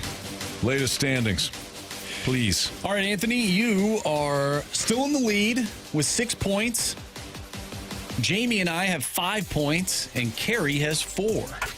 Finally broke that streak that he had, that losing streak. Oh, wow. Snap that skid, Carey. Oh, Carey. Finally. Took a while. It's been a while. Give me those Milwaukee Brewers. And I got Marsh and Jamie on that one. Brewers minus 141. You know they're going to beat those Mets. Real scumbag for that, by the way. 3 Hall of Famers. Tom Seaver, Mike Piazza, Carlos Beltran. Not the straw. He's close, though. Should be. I don't know about that. Man, he's close. Got a few real good seasons, All-Star. yeah. He's an 8-time All-Star. Why did you look at me like that? I don't know. Get stuff in your beard. No, you didn't. He just made it up. No, I didn't. No, I He did. had, Oh, did you? Yeah, My my, bad. Jamie, nice work. Way to be a friend. Cottage cheese. yeah. His beard is catcher. A little bit. Thank you. All right. Marshy. I'm going to go with Justin Robleski, 6+ strikeouts tonight, minus 109. Okay. Good work. Give me Ronaldo Lopez and the Atlanta Braves on the money line, minus 149. Going back to that well. I like it. I think they're good for one more. Okay. Timmy Tight Pants on the bump for the Padres. So Oh. You used to like him. used to. He's not very good anymore, though. Actually, did you ever? I just thought, no, I didn't really like him. Yeah. He had those super tight pants, and I couldn't understand why. Like, the look, maybe? Yeah, but functionality, no, probably yeah. not. I don't know, but even the look. Maximum extension, like, No, I don't like it's it. holding you back a little bit. Agreed. Completely agree. Carey? Know me? Give me. Oh, what did I have? Shohei Ohtani. You ever heard of that guy? Yes. Mike Tyson has it. Plus 1.5 hits, runs, RBI. He heard the name. He just thought it was a woman. I don't think you ever heard the name. He just thought it was a woman. That's a man? Shohei's man. Yes, Mike. That's the best. Who was he talking to again? I forget. It's I think it was Jake Paul. Yeah, Jake Paul. He was announcing at the ESPYs.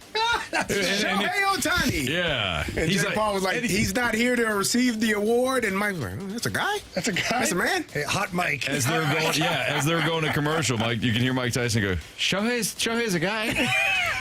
Phil Hayes a guy? Yeah, exactly. Oh, man. The funny thing is, did anybody else notice that when Mike Tyson opened up the envelope or whatever to read Shohei Ohtani, he goes, and how about this? Because he didn't know how to say it. I bet you he didn't know how to say it. Under any like circumstance, right? Shohei Ohtani winning an award, Clearly not, But he goes, and how about this? And he hands it to Jake Paul. But I think he thought it was a woman. Like, a woman won the award, so he was, like, shocked by it. And how about this? I love Shohei's a guy. I love Mike Tyson, man. He's turned himself into quite a character. Yeah, that's for sure.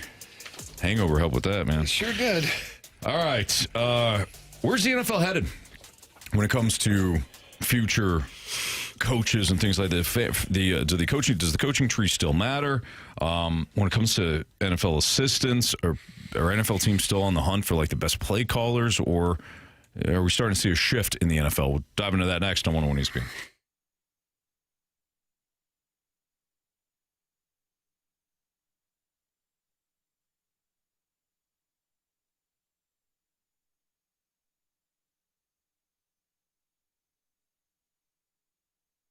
If you have not checked out DraftKings at Casino Queen, you got to head out there. They got all kinds of new eateries that they've put in over the last year or so. Place looks fantastic. If you go down there, especially for Cardinals games, you can take advantage of the free shuttle that they have. They got the free shuttle service, so you can go there before the games and kind of hang out and enjoy everything they have to offer, whether it's the sports book or the casino, and then take the free shuttle over to the Cardinals game. And once the Cardinals win, of course, you go back and shuttle will be waiting for you. They'll take you right back. 100% free shuttle to every Cardinals home game, courtesy of DraftKings at Casino Queen. No parking hassle, no long walks, no stressing about traffic or paying for parking. You just hop on, ride it right up to the stadium, and then again, once you're set after the game, the shuttle takes you right back to DraftKings at Casino Queen. And don't forget to check out the amazing social hour specials that they have at Bridgeway with $5 apps and drinks. They have great prices, great pours, and are a perfect way to get the night going. And trust me on this, you're not going to want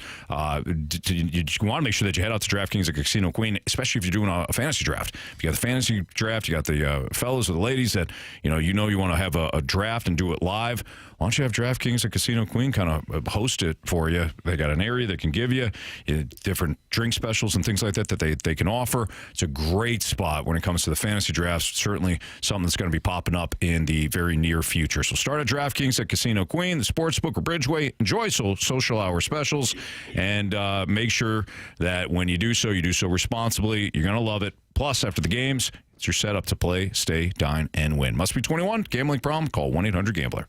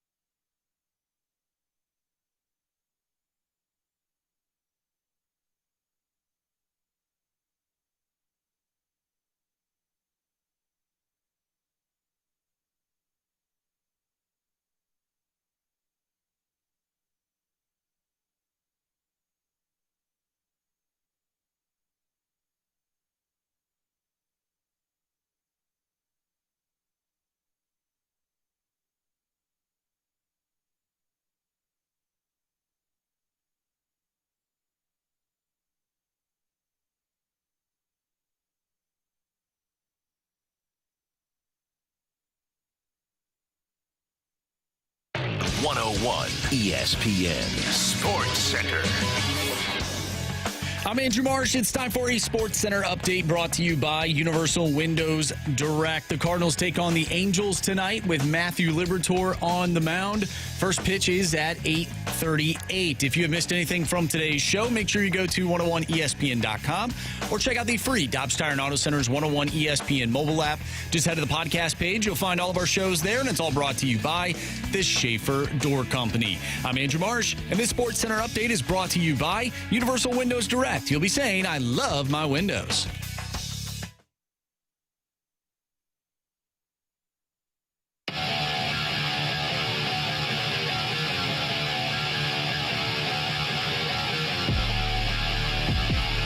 It's Fastline on 101 ESPN. I was checking out an article at The Athletic who's got all these different pieces coming out about, like breakout this, breakout that. But today they actually did one on assistant coaches, which can tend to be more interesting because you don't see those type of articles a lot. You get the breakout quarterbacks or breakout players, but assistant coaches who could break out in 2026 for all 32 teams. And one of the questions I have for you guys as I was looking at this list, do you guys think that we'll continue to see NFL teams just look for the best play callers? Or do you think we'll actually have a shift for NFL teams saying, hey, if you can call plays, that's great. That's an asset. But what we really need is a teacher. Mm-hmm. What we really need is somebody that's going to connect to the players. And I'm talking about head coach, future head coaches. Connect with the players, build a culture, and not just, hey, he's a great play caller. Because that can be fleeting, CD, as you know. Yeah. Do you think that we will see more of a shift in the NFL? I think that I don't, because I think you have to justify to your fan base why you hired this person as the head coach. And generally it's because look how well the team he came from played on offense. That's right. why he's our head coach. The 22 Pro Bowlers, yeah. But, Look at the guy. Probably. This guy called defense for this team, and they made it to the AFC Championship. We're hiring them. I think that I think it makes it justifiable for an ownership group to relay to their fan base, this is why we hired this guy. You go hire the linebacker coach for a team, and people are like, who? What? Well, he coached the 3 Pro Bowlers last year. So what? Like they don't assume that those things are associated with how that position group played, and that's going to translate to being a really good head coach. Mm-hmm. For me, I've always thought like John Harbaugh was a special teams coach. The special teams coach is the coach that you want to hire because he impacts every facet of the team. He has linebackers on his special teams group. He has cornerbacks. He has running backs and receivers, tight ends. Like other than quarterbacks, they have every position group on the special team. So those are the guys that, generally speaking, have a louder voice or a greater voice in that locker room and amongst that group. So, but to answer your question, no, I think for an organization to hire their next head coach, it has to come from an offensive coordinator or a defensive coordinator for it to make sense to that fan base. So, Carey, just right there answered the question perfectly because, and you've been saying this for years, if your CEO, your head coach, is a teacher and all these things that you're talking about, and has an offensive play caller, he doesn't have him for long. Right. Look at the Lions. He's good. What happened to the Lions? Dan Campbell had Ben Johnson, and Ben Johnson was phenomenal at play calling and running the offense. But where is he now? He's a head coach in Chicago. So now Dan Campbell has to do it all over again with somebody new. That didn't work out as well as he thought. He ended up calling the plays towards the end of the season. That was kind of clunky. So why not just be the head coach who calls the plays all the time? That way when your offensive coordinator leaves you, your whole offensive game plan doesn't leave with him. Exactly. So that's what I would say. Yeah, Andy Reid, Sean McVay, Ben Johnson now. Marshy's the one he hates, Kevin O'Connell. I mean, these guys call plays. It's their offense. Their offense. So it's not you're not. They're not going anywhere unless you're firing them. Right. It's why you hire an offensive guy, Marsh, and then he turns around and says, "I'm not going to call the plays. This imbecile is." Sounds like something the Falcons would do. Who had no success anywhere else, but he's our guy. Yeah. Just I don't know dumb. why a team would do that. That sounds dumb. I got one. Coaching trees also, guys, as I was looking through. I mean, seriously, why would you hire a guy? I love your offense. Cool. I ain't somebody else. I ain't gonna call the plays. I can give you one better. I know a team that's done that. I know a team that hired a coach because they thought he ran the offense. Come to find out that coach didn't, and the offensive coordinator stayed at that place, became the head coach. He's doing pretty damn well for himself, Anthony. You know what I mean? Mac guy, too. You know about it. Tell you later. Huh. Matt LaFleur? Matt LaFleur.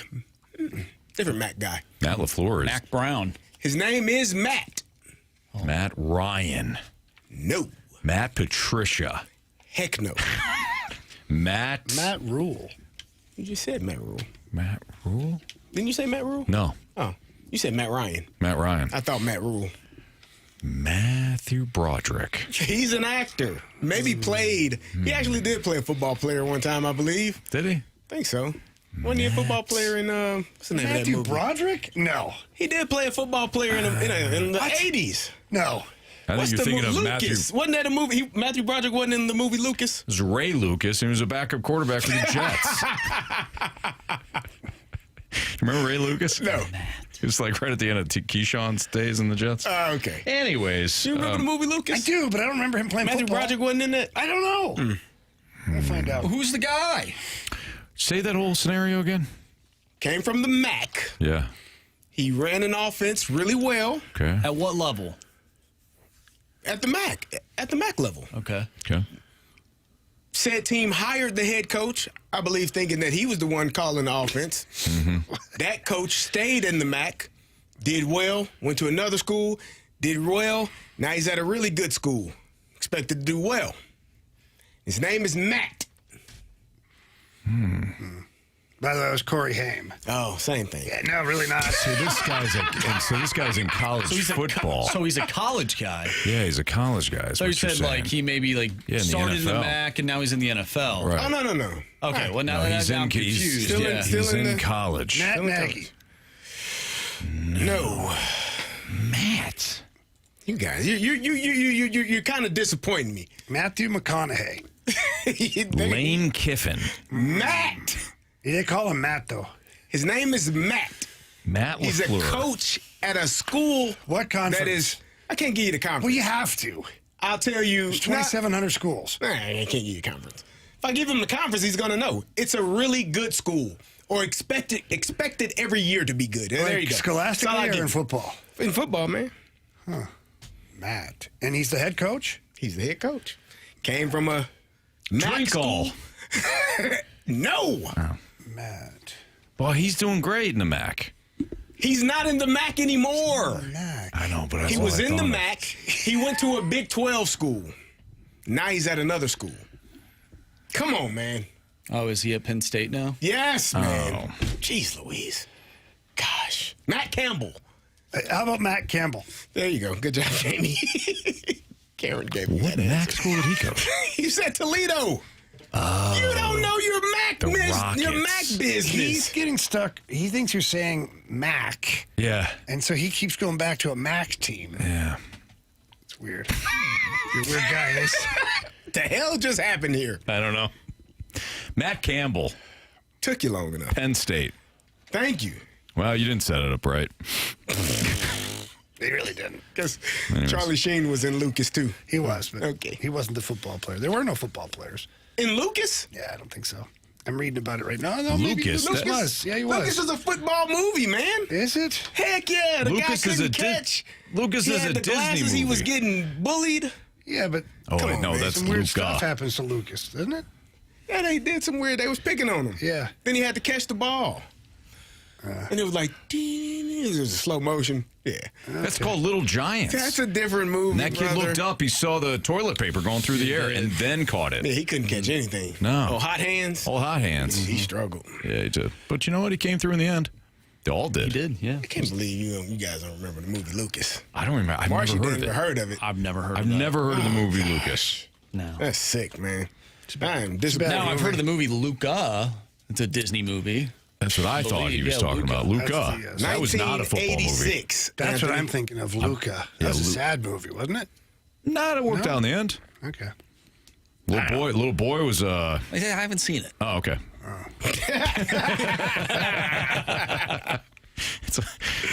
Oh man! I was just gonna give you the premise, Marsh. No. I wouldn't. You guys Some gotta point go in my home and life. watch Lucas. I don't know if I want to watch Lucas. Happen, Carey, I can You need tell to you watch that. Lucas, man. Anthony, you had the question on here about ideas in football never truly being a new idea. Oh yeah. Everything's borrowed. Well, yes, but obviously it's a copycat league, and what Sean McVay is doing with the 13 personnel, do you think more teams start to do that? 100%. Yes, I think. Now, can they do it effectively? No. But I do think that tight ends are becoming an absolute premium again in the NFL. Okay, Artie the party. I see you, brother. Arizona, Chicago, Vegas, Kansas City, all of the systems centered around tight ends. Why? Modern offenses, impossible to defend if the tight end is elite. Arizona. Who else did you say? Chicago, Vegas, Kansas City. Two of those teams don't have any receivers. They don't have an option. Who? Arizona and Vegas. Arizona's got they've got Michael Wilson. You heard what I said. Are you kidding me? They've got Michael Wilson. If your best receiver is a Marvin tight end, Harrison Jr. If your best receiver is a tight end, you don't have a receiver. You put some respect on Michael Wilson's name. If your best receiver is a tight end, you don't have a receiver. That's confusing, Carey. Just saying. If your best pass catcher is a tight end, you probably need a receiver. Is that fair? Not if that's a receiving tight end. Yeah. Just one weapon. It's just one tool in the toolbox. Chiefs made it work when Tyreek Hill left. You're damn right they did, Marsh. Yeah, they didn't have a receiver, did they? They won a Super Bowl. They didn't have a receiver. Okay, so that's Travis Kelce. So did the Patriots. They won Super Bowls. Who were they? Their best receiver was what? He put some respect on Danny Gronk. Amendola. Okay? Their best receiver for a while was a Gronk. MAC quarterback. Troy Brown? No. Oh, Edelman. Thank you. Oh, yeah, he was. He's a MAC quarterback. Yeah. He wasn't the best receiver. It was Gronk. We're not going to argue about that. Wes Welker. Oh, I'm sorry. Who signed the deal with the devil before that game and had the ball levitate for 2 seconds so he get his mitts around it? I don't think that was Gronk. Gronk wasn't even playing in that game. You would know. He was hurt. He was injured. Yeah, he was injured. He knows. I know Don't all the question him details. about that I Super know all the Bowl. details Which about game that was crap that? Super Bowl. It's a regular season game. Actually, it was the Super Bowl. Criticisms and compliments. 3 stars of the day next on 101 ESPN.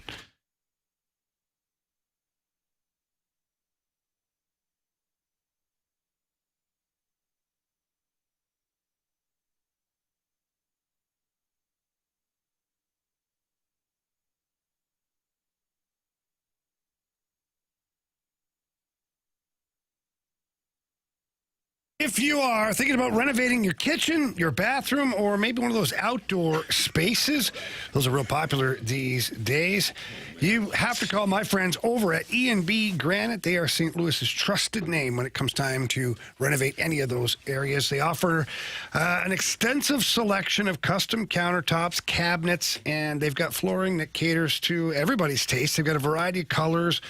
There's different patterns and styles. All of those things are guaranteed to bring new life into your living spaces. Had my kitchen done by E&B Granite. The process was awesome. Drove down to 6135 Manchester Avenue, talked to one of the in-house design staff representatives, and I kind of gave them my vision of what I was thinking about. They helped me out. We tweaked some of the details. Then we went and picked up the countertops. It was real easy. They're on site in the back of the warehouse, and you get to walk around, take a look at it. You can shine lights on it. You get to pick exactly what you think is going to work for your home. Then the technicians get to work. They do an incredible job of ripping out everything, and then the installation is seamless. Before you know it, you have a brand new kitchen. And then E&B Granite, what they do is they follow up with a phone call. They make sure that you're satisfied with everything that's going on. And if there's anything they can do, they try to help you as much as possible. They really are the only place I pick when it comes time to renovate kitchens, bathrooms, or outdoor spaces. So please give them a call, book an appointment. Tell them Jamie Rivers sent you in. Their number is 314-645-9300. That's 314-645-9300, or you can always visit enbgranite.com.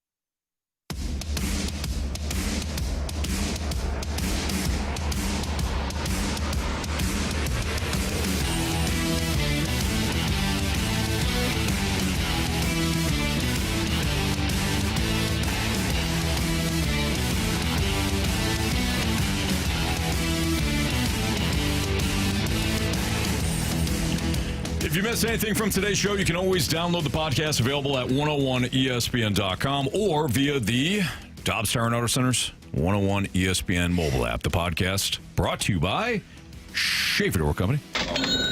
Marsh, what do you got for criticisms and/or compliments? Criticisms and compliments. Presented by Bet365. With Bet365 early payout, you win even if they lose. Get paid out instantly when your team goes up big, even if they blow the lead later. Bet365. Winning is everything. All right, from Curbstomp. Today's show as a whole, dropping a Stanek has been a brutal banger. What I learned today is that our bullpen as a whole, reliving last night, steps in a pile of Stanek every game. Hashtag shout out to the Snake Pits. Well done, Curbstomp. Man, well, he wasn't the problem last night. No, he wasn't. Not last night. Yeah. A lot of nights he pitches, sure. All right, Swan says, great show today, guys. I think Hard Knocks will be interesting. That defense has a lot of personality on it. Leonard Williams, Illinois, Witherspoon, and Ernest Jones helps. I'm a Seahawks fan. That's once again from Swan. Go Hawks. Hazelwood Central Hawks, that is. I don't mind the Seahawks. From Indabor We Trust. Great show, gents. CD, I love the banter. Thanks for amusing me on this fine Tuesday afternoon. I look forward for more of it to come. Cheers, gents. Roll Tide. Who? Roll Tide. Roll Tide. That's from Indabor We Trust. And that just confirmed that it's not Pete DeBoer that this gentleman trusts, but Kalen DeBoer. That's correct. That's head coach of your Alabama Crimson Tide. All right, one more from Salty Bald Dad from Caseyville. Thanks for the show, boys. You always make me laugh. Oh, you're welcome, and thank you for the warm compliment.